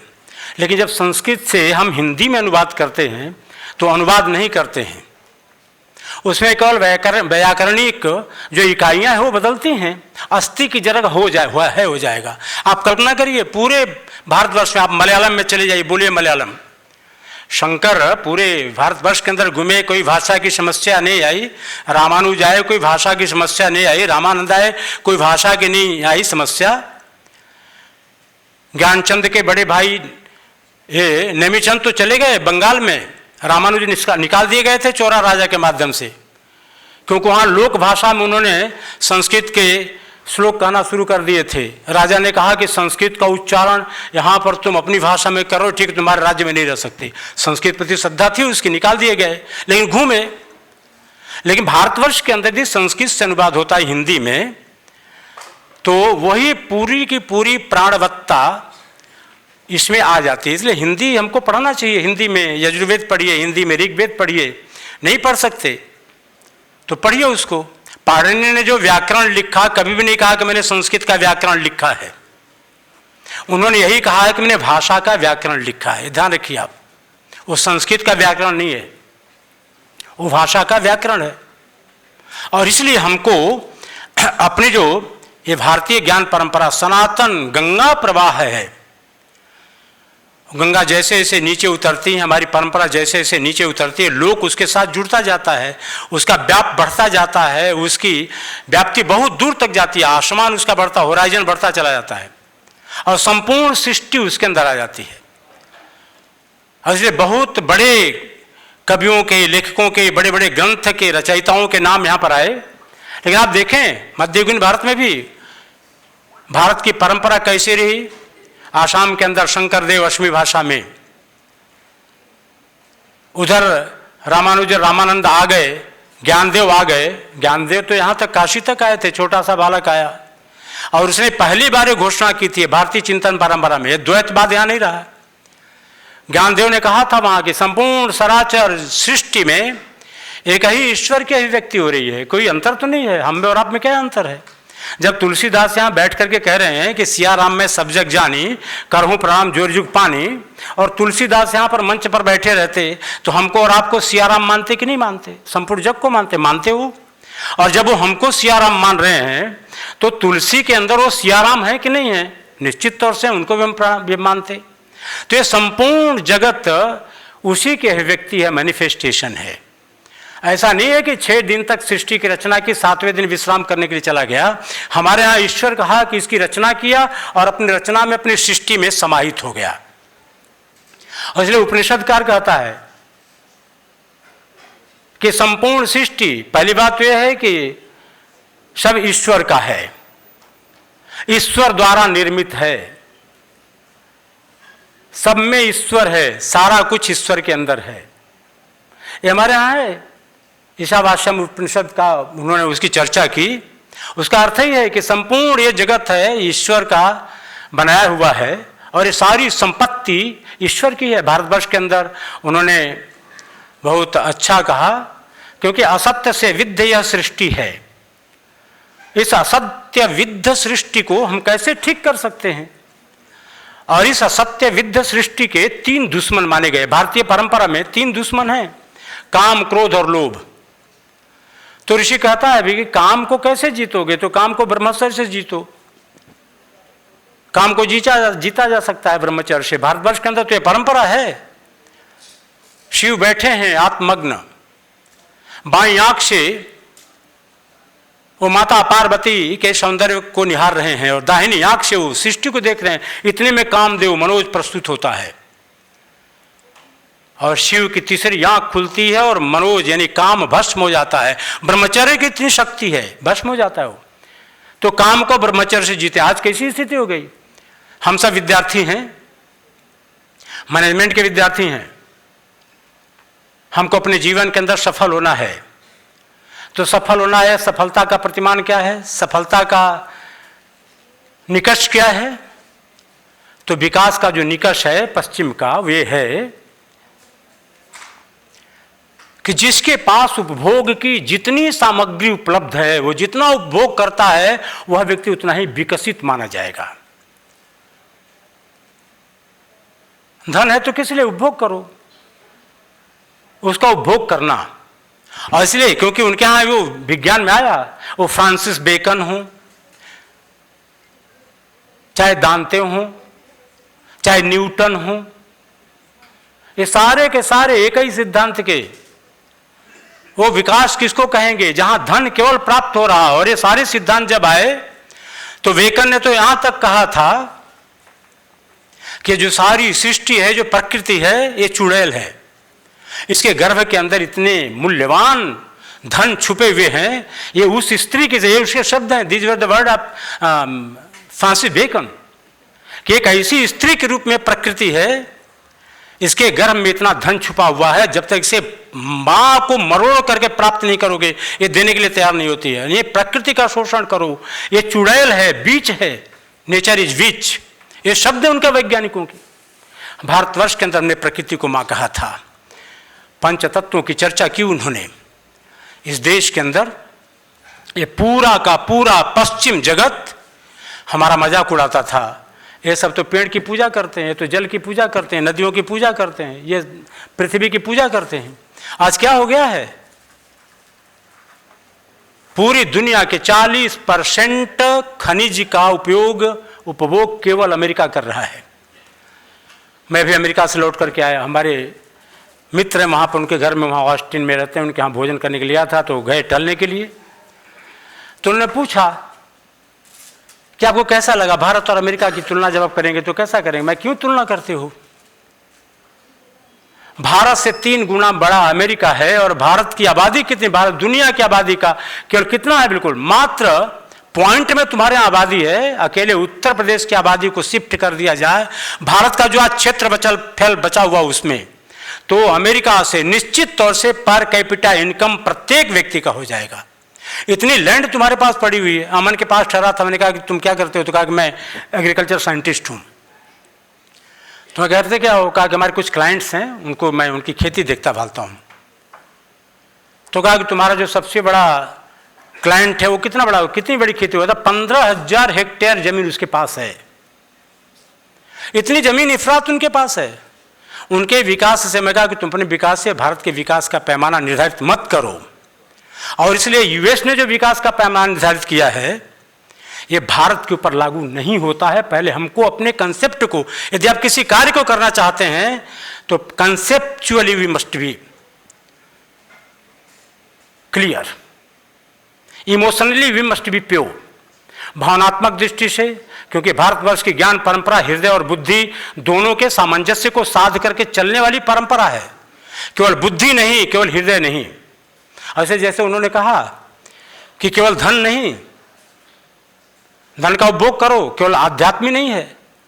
महाभारत के अंदर आप चर्चा करिए, आप देखिए जिसमें राष्ट्रीय यज्ञ चल रहा है, तो नारद भगवान, इसलिए मैं कहा, चर्चा किया MP सिंह से, मैन सिंह से, और पिनाकनाथ जी से भी मैंने कहा कि जो महाभारत का हिस्सा है, जो वार्तालाप है युधिष्ठिर का और नारद भगवान का, वो पूरे मैनेजमेंट के विद्यार्थियों को पढ़ना ही चाहिए। शायद आज के मैनेजमेंट के ये स्कूलों में वो चीज़ें पढ़ाई नहीं जाती हैं। आप पढ़ेंगे तो अद्भुत है, आश्चर्यजनक रह जाना पड़ता है। वे कहते हैं कि युधिष्ठिर, तुम केवल समाज, अपने राज्य को समृद्ध करने के लिए धर्म को, आध्यात्म को विस्मृत तो नहीं करते हो, या तुम केवल धर्म और आध्यात्मिक चक्कर में समाज की समृद्धि को तो तुम बिल्कुल उपेक्षित नहीं करते हो। दोनों को साध करके चलना इस देश के अंदर ये परंपरा रही है। वहां उन्होंने कहा कि एन केन प्रकारेण, मार्क्स ने तो यही तक कह दिया कि man is economical man, man is a machine. Francis Bacon ने कहा कि सारी सृष्टि ये पूरी की पूरी के यांत्रिक है, यंत्र है। जैसे यंत्र को तोड़ तोड़ करके हम उसको ये लगा दें, कोई उस यंत्र के अंदर उसको पीड़ा नहीं होती, उसको दुख नहीं होता है कि हमारा एक पुर्जा खराब हो गया, दूसरा पुर्जा लग जाएगा। उसी तरह से जो मनुष्य है, यह मनुष्य भी उस यंत्र का हिस्सा है।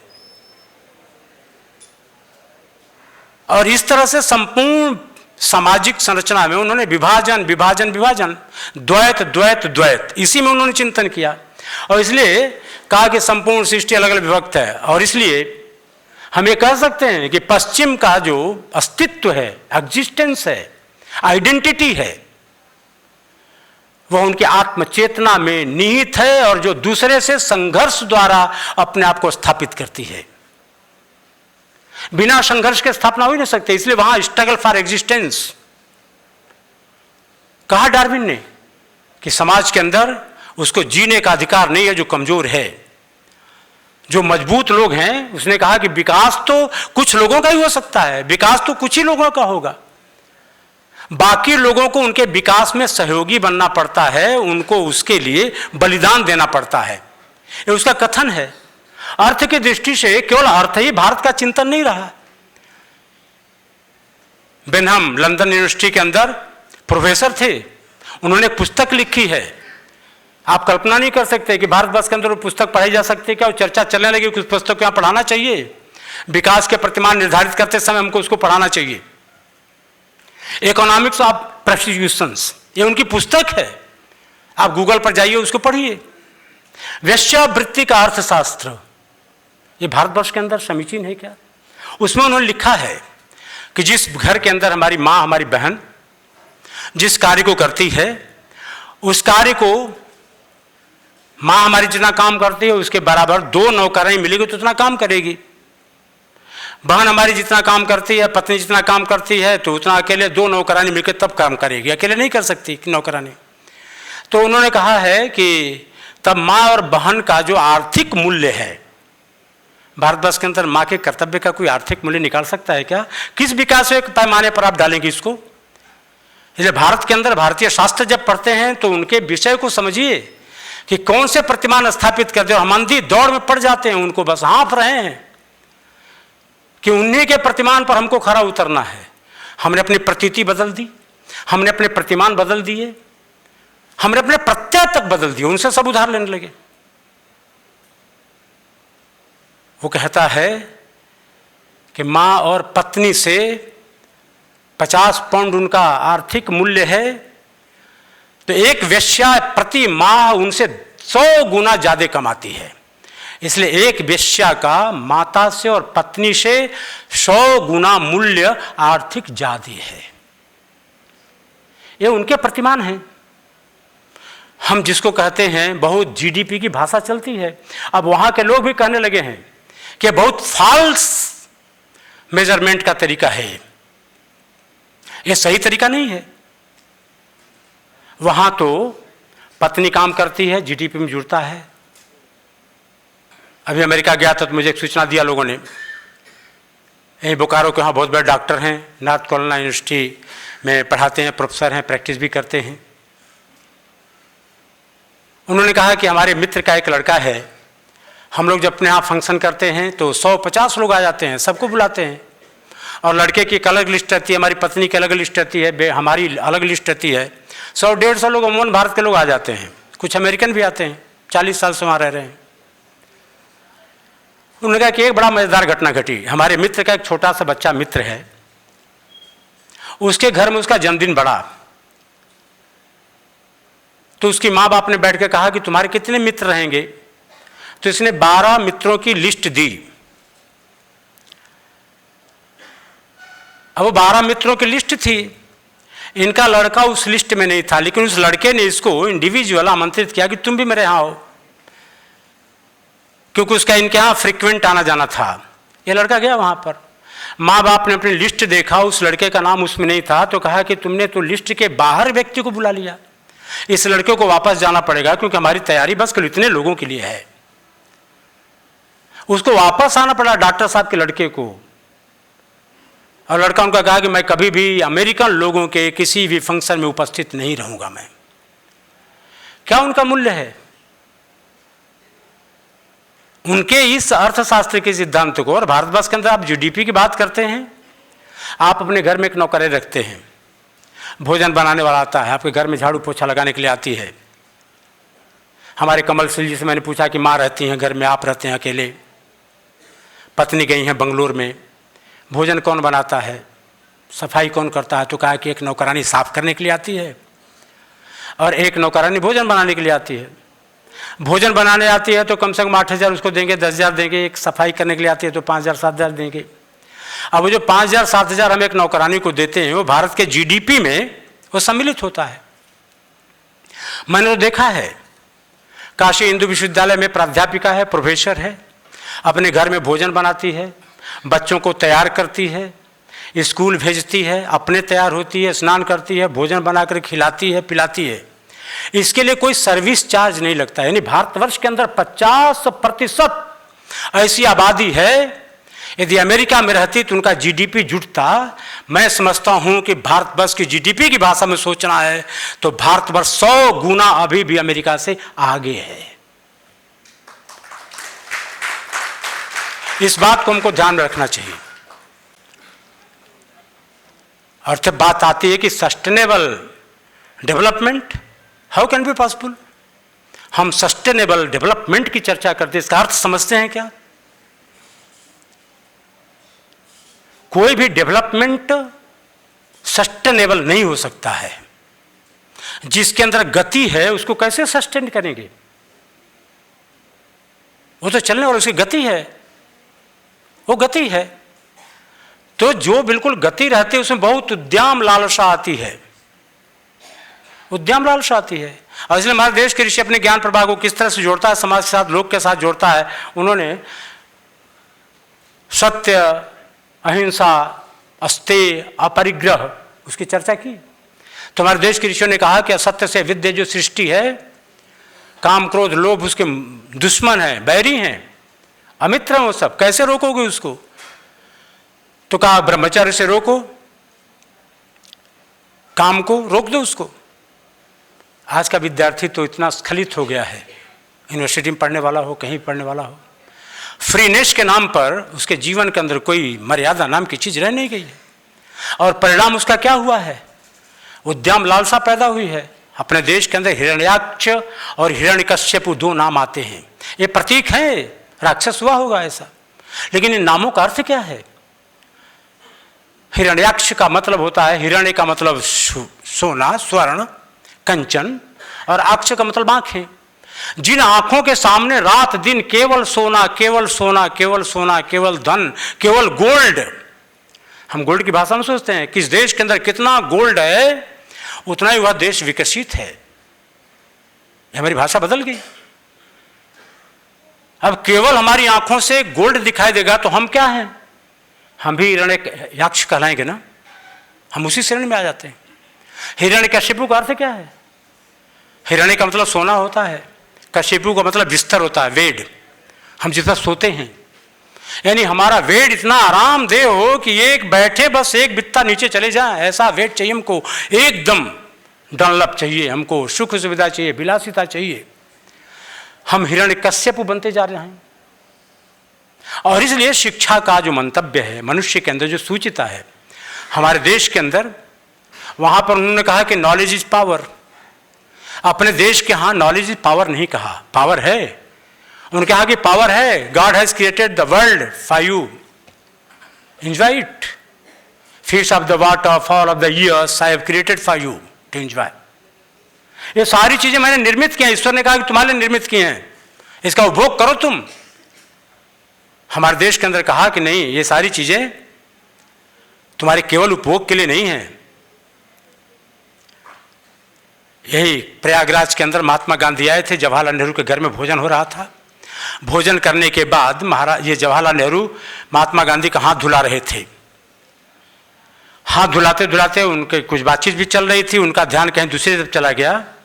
महात्मा गांधी का हाथ धुल गया और पानी उसके बाद भी गिरा रहे हो। तो महात्मा गांधी ने कहा कि जवाहरलाल कहाँ तुम्हारा ध्यान है, पानी बर्बाद हो रहा है। तो जवाहरलाल ने कहा कि गांधी जी चिंता नहीं करिए, आप गंगा और यमुना के किनारे हैं, जल का अभाव नहीं है। तो महात्मा गांधी ने कहा कि जवाहरलाल, ये गंगा और यमुना केवल तुम्हारे लिए नहीं बहती हैं, इस पर संपूर्ण सृष्टि का, इस देश के अंदर रहने वाले सभी लोगों का अधिकार है, हक है। आप जब त्याग करते हैं तो उपभोग के अधिकारी बनते हैं, भारतीय ज्ञान परंपरा में है, सन्निहित है। आपको उद्यम लालसा, man desires is never satisfied by intelligence. आप जितनी समिधा डालेंगे यज्ञ के अंदर, अग्नि के अंदर, उतनी वो प्रज्वलित होती जाती है। उपभोग की कोई सीमा नहीं है, डिजायर की कोई सीमा नहीं है। आज एक पूर्ति करेंगे, कल दूसरी आ जाएगी। और इसलिए तब कहा कि दूसरी आती है। तो लोभ हमारा दुश्मन है, तो लोभ के लिए भी उसके दो प्रकार होते हैं, लोभ के भी, उसकी चर्चा उन्होंने किया। मैं इसको थोड़ा डिफाइन करता हूं। लोभ दो प्रकार का होता है। एक लोभ तो यह रहता है कि हमारे पास संपत्ति है,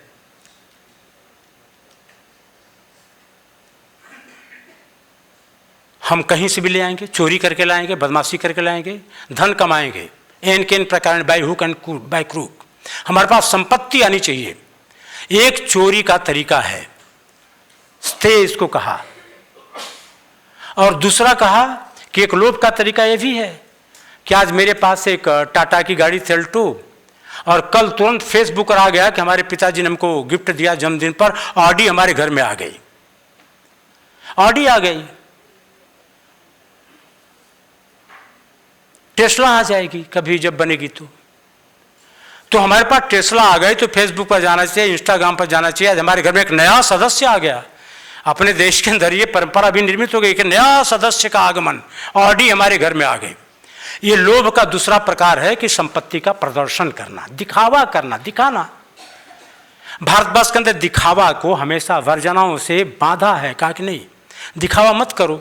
तो इस दोनों लोभ को कैसे रोकेंगे? तो चोरी को अस्ते से रोको, चोरी मत करो, किसी का धन पराया है, नहीं करना। भारतवर्ष के अंदर धन को देखने की भी दृष्टि लोगों ने निर्मित की, वो दृष्टि आपके अंदर रहनी चाहिए। मैनेजमेंट के विद्यार्थी हैं हमारे, कई प्रकाशी हिंदू विश्वविद्यालय से, हिंदी डिपार्टमेंट से सदानंद चौबे है, वो IIM में अहमदाबाद में उसका एडमिशन हुआ, वहाँ से भाग गया 3 महीने के अंदर, यहाँ के हिंदी में एडमिशन लिया। मैंने क्यों तुम भाग गए? इतना बड़ा इंस्टीट्यूट और इतना रिप्यूटेड इंस्टीट्यूट, तुम वहाँ से क्यों आए? कि वहाँ के unethical education is not required in by life, ये उसके शब्द थे। क्योंकि प्रारंभ में ही तुम जिस कंपनी में काम करते हो उस कंपनी का फायदा कैसे हो, तुमको केवल उसको नज़र में रखना है, दृष्टि में रखना है। सारे एथिक्स, सारे नाम, सारे मैक्सिम, सारे डॉक्ट्रिन्स, सैद्धांतिक, उनको समाप्त करना चाहिए।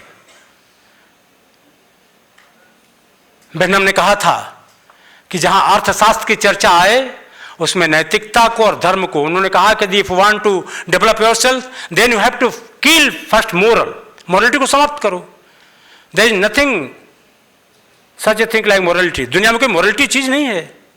भारतवर्ष का ज्ञान प्रवाह कहता है कि नहीं, हमारे जब लोक का संग्रह करते हैं तो उसमें चरित्र है, ईमानदारी है, इससे रहना चाहिए।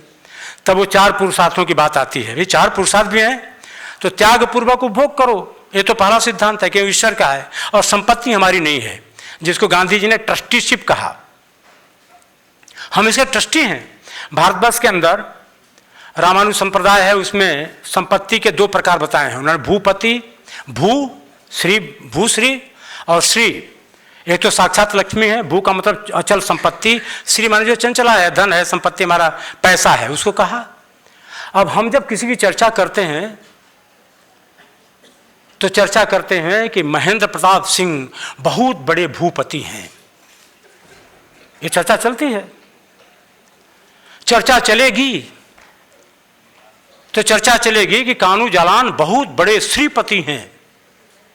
छी, ये भारत की कंसेप्ट नहीं है। हमारे यहाँ श्री तो विष्णु की पत्नी को कहा गया है, हम लक्ष्मी को विष्णु का पत्नी मानते हैं। ये दृष्टि है, भारतीय दृष्टि है, इसको इम्बाइब करो, इसको अपने अंदर डालो। शायद आज के नई पीढ़ी के लोगों के इस पर हंसी आएगी कि क्या पढ़ा रहा है, क्या बता रहा है, फालतू चीज़ें बता रहा है। लेकिन आज दुनिया के लोग रियलाइज करने लगे हैं। अल गोर जैसा व्यक्ति उपराष्ट्रपति था अमेरिका के अंदर, क्योंकि अमेरिका का भूत हमारे ऊपर ज़्यादा सवार रहता है, इसलिए मैं कह रहा हूँ लोगों को, यहाँ पढ़ने वाला प्रत्येक विद्यार्थी से पार्टिसिपेंट जितने भी होंगे उसमें से 50% का सपना होगा क्योंकि अमेरिका जाने चाहिए। वहाँ गए हैं लोग, धन तो उनको मिला है, शांति नहीं मिली है, परिवार बिखर गए हैं, परिवार टूट गया है उनका, यह स्थिति है वहाँ पर। 86 साल की बुढ़िया अकेले वहाँ पे मंगा करके वो भोजन करती है, बेटे हैं, बहुएं हैं, उनके पास आती नहीं है, ये स्थिति है। और इसलिए जो 4 पुरुषार्थ की चर्चा है, कहा कि धर्म अर्थ काम मोक्ष, तो अर्थ तो बहुत ही बाह्य चीज है, इसको ध्यान में रखिए आप। ज्ञान परंपरा में बहुत बाह्य है। जिस मकान को हम अपना मकान कहते हैं, जिस घर को अपना घर कहते हैं, जिस बिल्डिंग को अपना बिल्डिंग बताते हैं, वो हमारी अपनी है क्या? ये मेरे हाथ में घड़ी है, ये घड़ी निकल कर चली जाएगी। महेंद्र प्रताप सिंह के हाथ में तो घड़ी हाय हाय नहीं करेगी मेरे लिए कि हाय मैं किसकी कलाई छोड़ के चली आई, ऐसा नहीं है। ये पहचानती नहीं मुझे, घर मुझे पहचानता नहीं। घर से निकल गया तो घर कोई रोएगा नहीं कि वो कहाँ चला गया मेरा मालिक, नहीं रोएगा। ये बहुत बाहर है, एकदम एक्सटर्नल है। पुरुषार्थों में अर्थ सबसे पुरुषार्थ बाहर है। काम वो मन से पैदा होता, मनोज है, उसमें हमारे इंटरनल है। और काम की जो पुरुषार्थ की बात है, तो जितने भी क्षेत्र आते हैं काम के अंदर आते हैं, उसमें कलाएं सारी आ जाती हैं। उसमें शिल्प है, गायन है, चित्रकारी है, ये स्कल्पचर्स है, सारे के सारे वो काम पुरुषार्थ के अंदर आते हैं। साहित्य की रचना है, कविता की रचना है, ये सब काम पुरुषार्थ है, इसको साधते हैं। उसके बाद तो हमारे देश के अंदर कहा है धर्म है, तो धर्म का निवास कहाँ है? धर्म थोड़ा और ज्यादा अंतर हो जाता है। धर्म का निवास बुद्धि में माना जाता है। और तब कहा कि बुद्धि, यदि केवल बुद्धि रहेगी तो रावण पैदा हो सकता है। तो रावण के साथ नहीं, बुद्धि के साथ विवेक जब तक नहीं रहे, और विवेक के साथ जब तक वैराग्य नहीं आए। भारतीय ज्ञान परंपरा में वैराग्य रहना चाहिए, बिना वैराग्य के समझ नहीं आती है। वो जनक जैसा व्यक्ति की राज सत्ता संभालता है, वैरागी है। शुक्राचार्य जैसा व्यक्ति, शुक्र जैसा व्यक्ति, वो लंगोटी के लिए विक्षिप्त हो जाता है, और जनक ऐसे स्थित प्रज्ञ बैठे रहते हैं। तो स्थित प्रज्ञता अपने देश के अंदर लोगों ने कहा कि इसको अपने जीवन के अंदर उतारो। और मोक्ष तो अपना आत्मस्वरूप ही है। आप समाज के अंदर इसको कैसे लागू करेंगे? ये आत्मानुभूति है, ये कोई ऊपर से अभ्यास नहीं है। एक कथा कहकर अपनी बात समाप्त करता हूँ। ये अध्ययन का विषय, इसको करिए, पढ़िए, और सदाशिव जैसे लोगों के चरणों में बैठ करके भारतीय ज्ञान परंपरा का अध्ययन करना चाहिए, लिखना चाहिए। मैं तो सामाजिक कार्यकर्ता हूँ, इसलिए समाज के स्तर पर, अनुभूति के स्तर पर मैं बातें रखता हूँ। इसलिए कहीं भी समाज के क्षेत्र में हो, अर्थशास्त्र के क्षेत्र में हो, विज्ञान के क्षेत्र में हो, सब जगह बिल्कुल भारतीय चिंतन परंपरा को कैसे आप लागू करें। वैदिक मैनेजमेंट पर एक कार्यक्रम हुआ था, उसमें मैंने यजुर्वेद के सब उदाहरण दिए वहाँ पर पूर्वांचल यूनिवर्सिटी में।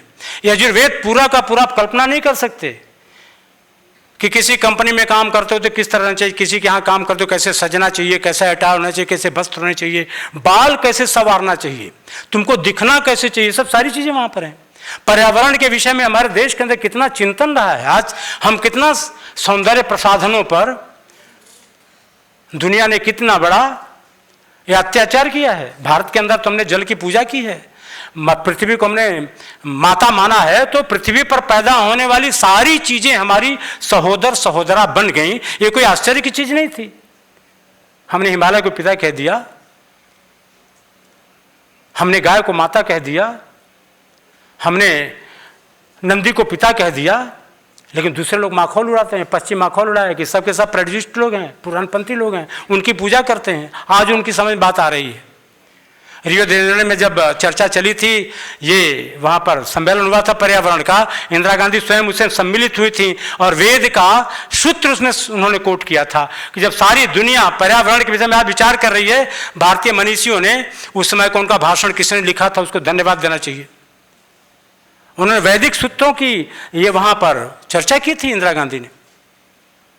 अपने देश के अंदर चरक संहिता आप उठा के पढ़िए, बिना चरक संहिता पढ़े आप पर्यावरण पढ़ाते हैं पश्चिम की दृष्टि को लेकर के, आप पर्यावरण के साथ न्याय नहीं करेंगे। यजुर्वेद को पढ़िए, पर्यावरण समझिए। चरक संहिता में कहते हैं, हमारे यहाँ पर्यावरण शब्द रहा ही नहीं है। विषम स्थिति और विकृति, समाज के अंदर ये पर्यावरण के अंदर विषम स्थिति आती है तो अतिवृष्टि, अतिवर्षा, अकाल, ये सब चीजें आती हैं। विकृति शरीर के अंदर आएगी तो हम बीमार पड़ेंगे। भारत के लोगों ने कहा कि नहीं, हम उसको विकसित मानते हैं, ये समझ विकसित है। अब किसको विकसित रहेंगे? उनके विकास का जो पैमाना है, उस पैमाने पर महात्मा गांधी सबसे पहले असफल व्यक्ति हो जाएगा। लेकिन कितना सफल व्यक्ति था कि कहते हैं चर्चिल कि जाना जब महात्मा गांधी से बातचीत करने के लिए अपने प्रतिनिधियों को, तो उसकी आंखों में आंखें डाल करके बातचीत मत करो, तुम पराजित हो जाओगे। ये व्यक्तित्व का और इसलिए नई शिक्षा नीति के अंदर केवल समाज के विकास की चर्चा नहीं है, ये मनुष्य का कैसे विकास हो, मनुष्य का मन कैसे सुंदर हो, मनुष्य की बुद्धि कैसे विकृत न हो, उद्यम लालसा और व्यक्तिवादी एकदम इंडिविजुअल सेंट्रिक के जो विजन डेवलप हो रहा है हमारे शिक्षा संस्थानों में, इंडिविजुअलिस्टिक एटीट्यूड को कल्टिवेट करने वाले विद्यार्थी न निकले, समाज के लिए उनका कितना योगदान हो सकता है, सामाजिक कितने बन रहे हो, ये शिक्षा का आयाम होना चाहिए। भीतर की जो योग्यता उसको बाहर निकालना, पुश आउट करना। आज तो सब बिल्कुल पुश इन किया जा रहा है, सारी इंफॉर्मेशन ठूस ठूस करके व्यक्ति को बर्बाद करने वाले हैं। 8वीं 9वीं पीढ़ी हमारी बर्बाद हुई है अंग्रेजी शिक्षा प्राप्त करके। उन्होंने 3 बिल्कुल ई इस देश के अंदर लगाया, इंग्लिश एजुकेशन और एम्प्लॉयमेंट। अंग्रेजी पढ़ोगे तो तुमको नौकरी मिलेगी। दुनिया के अंदर जो 10 जीडीपी के देश हैं, जो बड़े बड़े देश हैं, 10 टॉप के देश, उसमें अपनी भाषा में पढ़ाते हैं वो लोग। फ्रांस के अंदर फ्रेंच पढ़ाते हैं, जर्मनी के अंदर जर्मन पढ़ाते हैं। काशी हिंदू विश्वविद्यालय के हमारे मित्र हैं, इनके मित्र हैं सदाशिव जी के, गए थे जर्मनी 2 साल रह कर के आए, संस्कृत के यहाँ हेड भी रहे हो। मुझसे उन्होंने कहा कि जर्मनी में क्लासेस में, यूनिवर्सिटीज़ में कोई अंग्रेजी नहीं बोलता है। लोहिया गए थे यहाँ से जर्मनी, पीएचडी उनकी इकोनॉमिक्स में वहीं से हुई थी, राम मनोहर लोहिया। वहाँ के उनके प्रोफेसर ने कहा कि मुझे इकोनॉमिक्स नहीं आती है, ये इंग्लिश नहीं आती है, आपको जर्मन सीखना पड़ेगा। 6 महीने वहाँ जर्मन सीख करके तब जर्मन में पीएचडी करके आए। ऐसी प्रतिभा का देश यहाँ रहा है, लेकिन ऐसी प्रतिभा वहाँ भी है। बंगलोर गया था एक सेमिनार में, टोक्यो यूनिवर्सिटी के प्रोफेसर आए थे वहाँ पर। बहुत अंग्रेजी उनकी अच्छी नहीं थी, लेकिन विषय कंटेंट बहुत अच्छा रख रहे थे वे।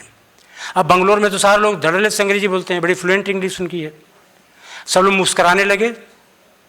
उसने देखा मंच से, तो देखा कि ऑडियंस के अंदर मेरी अंग्रेजी के प्रति कोई सम्मान नहीं है। उसने एब्रप्टली रोक दिया अपने स्पीच को, कहा कि मेरे सामने बैठी हुई जो ऑडियंस है ये डिजर्व नहीं करते कि मेरा भाषण सुने। और उसने एक वाक्य जो कहा था वो भारत के मर्म पर बहुत बड़ा प्रहार है। कहा कि आपकी तरह यदि भारत की तरह जापान भी 150 वर्षों तक अंग्रेजों का गुलाम रहता तो निश्चित तौर से जानिए आपसे अंग्रेजी मेरी बहुत अच्छी होती। बहुत मनुहार करने पर अपनी बात उसने रखी, लेकिन बात बहुत गहरी है। जापान के लोगों ने, अब हमारे यहाँ तो बोनसाई इतनी बड़ी बड़ी छतें हैं, तो हम दिखाते हैं बड़ा शौक से कि हमारे यहाँ बोनसाई वृक्ष लगाए हमने। अश्वत्थ वृक्ष है, बट का वृक्ष है, बड़ा बड़ा होने वाला।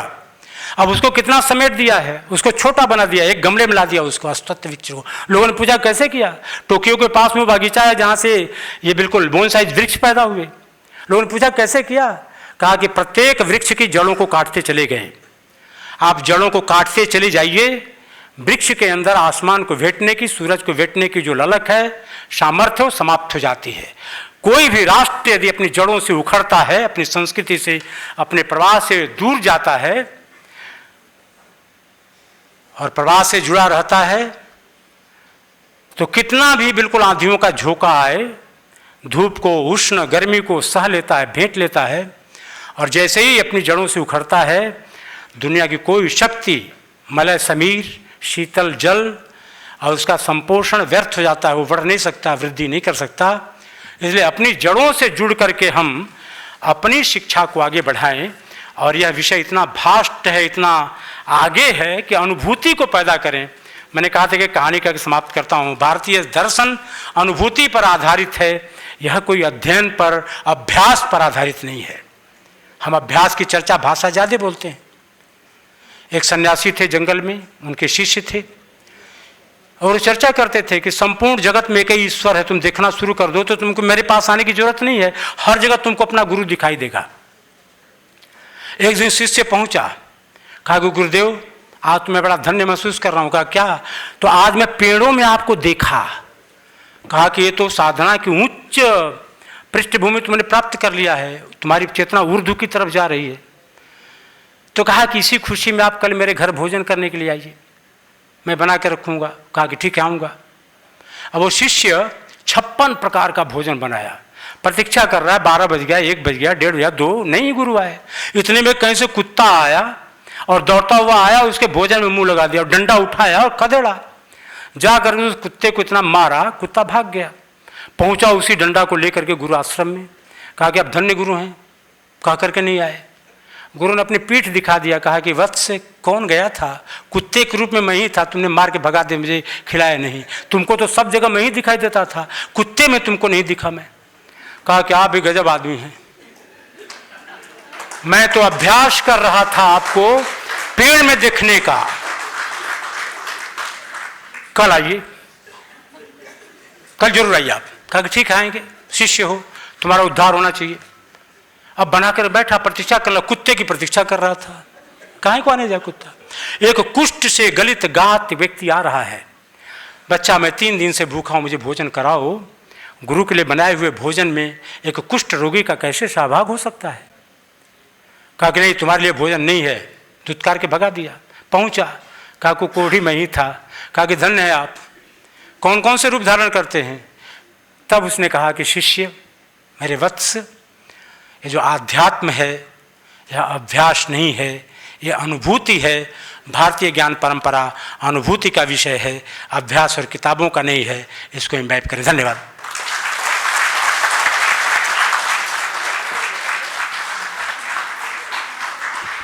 कोटि कोटि धन्यवाद महोदय।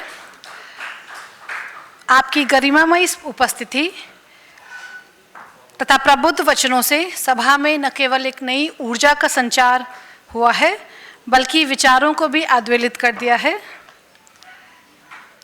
कार्यक्रम के अगले सोपान में मंचासीन विशिष्ट जनों ने जो आज हमें सहयोग प्रदान किया है, उसके प्रति आभार व्यक्त करने में मैं पूर्णतया असमर्थ हूँ। इसीलिए हम आज एक कृतज्ञता को व्यक्त करते हुए आज हम कुछ स्मृति चिन्ह भेंट करना चाहेंगे। इसके लिए मैं निवेदन करती हूँ हमारे संस्थान के निदेशक प्रोफेसर पीएन झा सर से कि आज हमारे विशिष्ट जनों को सम्मानित करें। सबसे पहले आज कार्यक्रम के मुख्य अतिथि श्री रामाशीष सिंह जी को स्मृति चिन्ह प्रदान कर सम्मानित करें।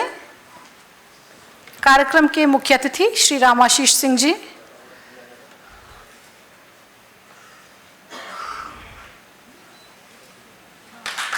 बहुत बहुत धन्यवाद सर महोदय।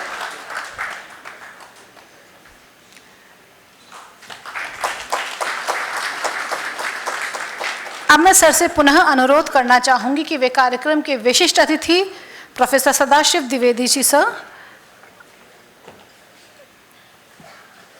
को अलंकृत करें।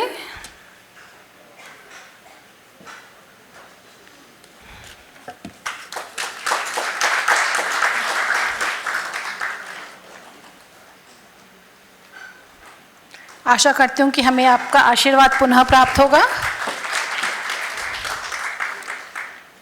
क्रमशः हम कार्यक्रम के अंतिम छोर की तरफ बढ़ते जा रहे हैं और इसके लिए मैं कॉन्फ्रेंस की कन्वीनर प्रोफेसर अविनाश चंद्र सुपकर जी से आग्रह करती हूं कि वह मंच पर आएं और धन्यवाद ज्ञापन करें।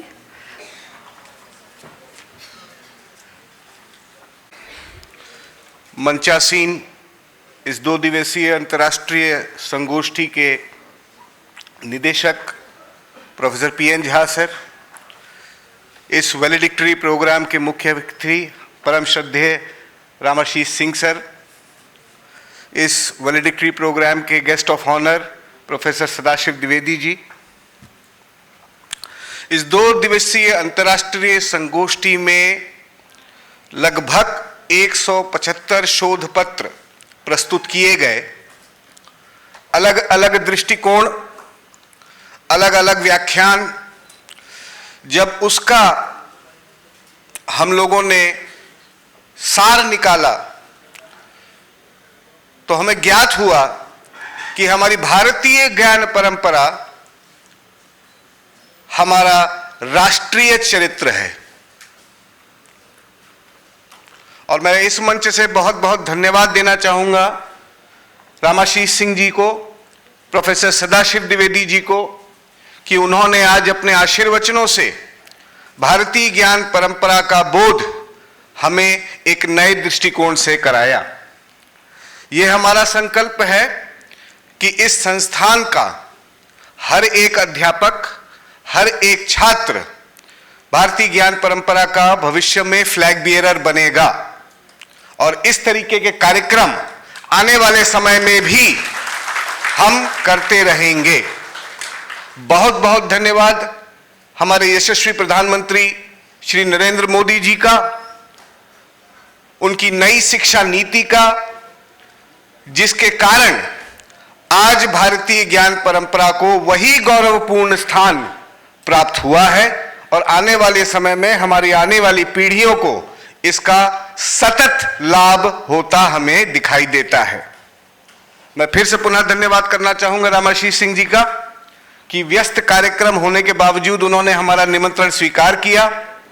हम बहुत कृतज्ञ हैं सर आपके। हम बहुत धन्यवाद देना चाहेंगे प्रोफेसर सदाशिव द्विवेदी जी को कि उन्होंने भी हमारा निमंत्रण स्वीकार किया इस वैलेडिक्टरी फंक्शन के लिए और उन्होंने हमें आज पुनः आशीर्वाद दिया। बहुत बहुत धन्यवाद सर। मैं धन्यवाद देना चाहूंगा इस अंतर्राष्ट्रीय संगोष्ठी के हमारे मार्गदर्शक मंडल में प्रोफेसर संदीप सिंह जी को, प्रोफेसर राजकुमार सिंह सर को, प्रोफेसर कमलशील मिश्रा जी को, प्रोफेसर संजय सक्सेना जी को, जिनके मार्गदर्शन में आज हमारी 11वीं अंतर्राष्ट्रीय संगोष्ठी आज फल फूल के समापन तक पहुंची।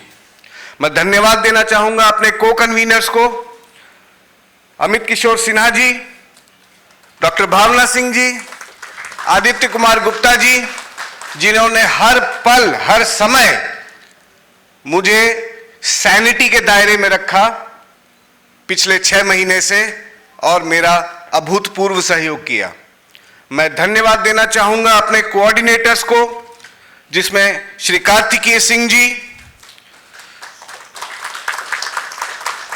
डॉक्टर अंजना सिंह जी, डॉक्टर खुशबू कुमार जी, चंद्रशेखर सिंह जी, डॉक्टर अंजलि कुशवाहा जी, इरफान अहमद खान सर, ठाकुर दिग्विजय सिंह, शिशिर गुजराती जी, सूरज प्रकाश सिंह सर, विदेश त्रिपाठी जी, रोहित सिंह, महेंद्र शर्मा जी, अमिताभ पांडे जी और आज की हमारी संकट मोचक डॉक्टर पल्लवी पाठक। 2 विशेष लोगों का नाम मैं लेना चाहूंगा इस मंच से। हमारे young and energetic Sunit Mishra ji, जिन्होंने 2 दिन से लगातार इस पूरे सेमिनार हॉल का आर्किटेक्ट बनके हर चीज को बहुत ही अच्छे से संभाला। मैं बहुत धन्यवाद देना चाहूंगा राधा रमन चंदन जी का, जो शायद आज हमारे पास नहीं है क्योंकि वो अभी भी कुछ टेक्निकल सेशंस देख रहे हैं। बहुत बहुत धन्यवाद सर। एक औपचारिकता मैं निवेदन करूंगा आपसे। इस 2 दिवसीय संगोष्ठी में हमने 2 बेस्ट पेपर्स को चूज किया है, तो हम रिक्वेस्ट करेंगे आपसे कि आप उन पेपर प्रेजेंटर्स को कृपया बेस्ट पेपर अवार्ड देना प्रदान करें। मैं पहला नाम लेना चाहूंगा प्रोफेसर अनिंदो भट्टाचार्य और श्री राघवी मनी जी का, जो वॉक्सन यूनिवर्सिटी से हमारे पास आए और उन्होंने जे कृष्णमूर्ति की शिक्षाओं पे और उनका हमारी भारतीय पीडागोपी में किस तरीके से इस्तेमाल किया जा सकता है उस पर शोध प्रस्तुत किया। अनिंदो भट्टाचार्य जी, कृपया अपना प्रशस्ति पत्र स्वीकार करें।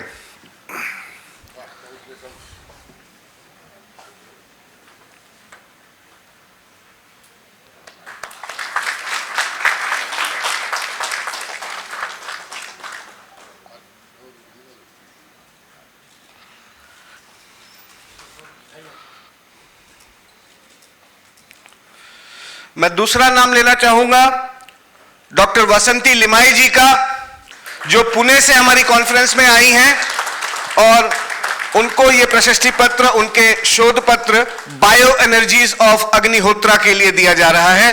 वासंती ma'am, please come to the dais, come to the stage and collect your certificate.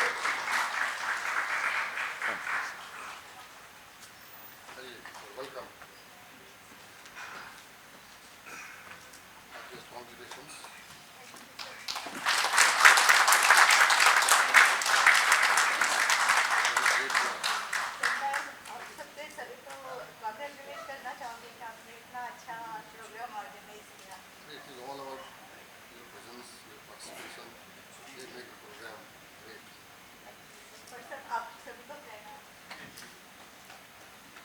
बहुत बहुत धन्यवाद सर। 26 जनवरी 2024 को ध्वजारोहण समारोह के लिए जब मैं संस्थान की तरफ निकल रहा था, ठीक उसी समय एक अननोन नंबर से मुझे फोन कॉल आया। व्हाट्सएप कॉल थी, मैं नंबर सेव नहीं करके रखा था, तो बड़ा आश्चर्य हुआ कि इतने सवेरे मुझे कौन फोन कर रहा है। तो जब मैंने फोन उठाया तो सामने से आवाज आई कि मेरा नाम प्रोफेसर राजीव सूर्या है, मैं यूनाइटेड स्टेट्स ऑफ अमेरिका से बोल रहा हूं और मैंने लिंक्डइन पे आपके इस अंतर्राष्ट्रीय संगोष्ठी का फ्लायर देखा और मैं इसके विषय में और ज्यादा जानना चाहता हूं। मुझे लगा ये कोई नॉर्मल इंक्वायरी होगी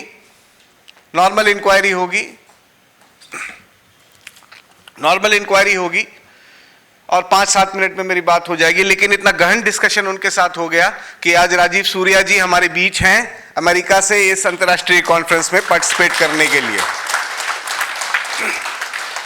अंत में मैं धन्यवाद देना चाहूंगा हमारे executive secretary doctor MP Singh sir को, हमारे रजिस्ट्रार सर श्री संजय गुप्ता जी को एवं और हमारे सहकर्मियों और मित्रों को जो हमारे गेस्ट्स के साथ लगे रहे। बहुत सारी कमिटीज इस कॉन्फ्रेंस में काम करती रहीं, उन सबको मेरा हाथ जोड़ करके नमन। बहुत बहुत धन्यवाद, बहुत बहुत धन्यवाद। और आपको सभी धन्यवादों के लिए धन्यवाद। अंत में सभा विसर्जित करने से पहले मैं आप सभी को राष्ट्रगान के लिए आह्वान करती हूँ।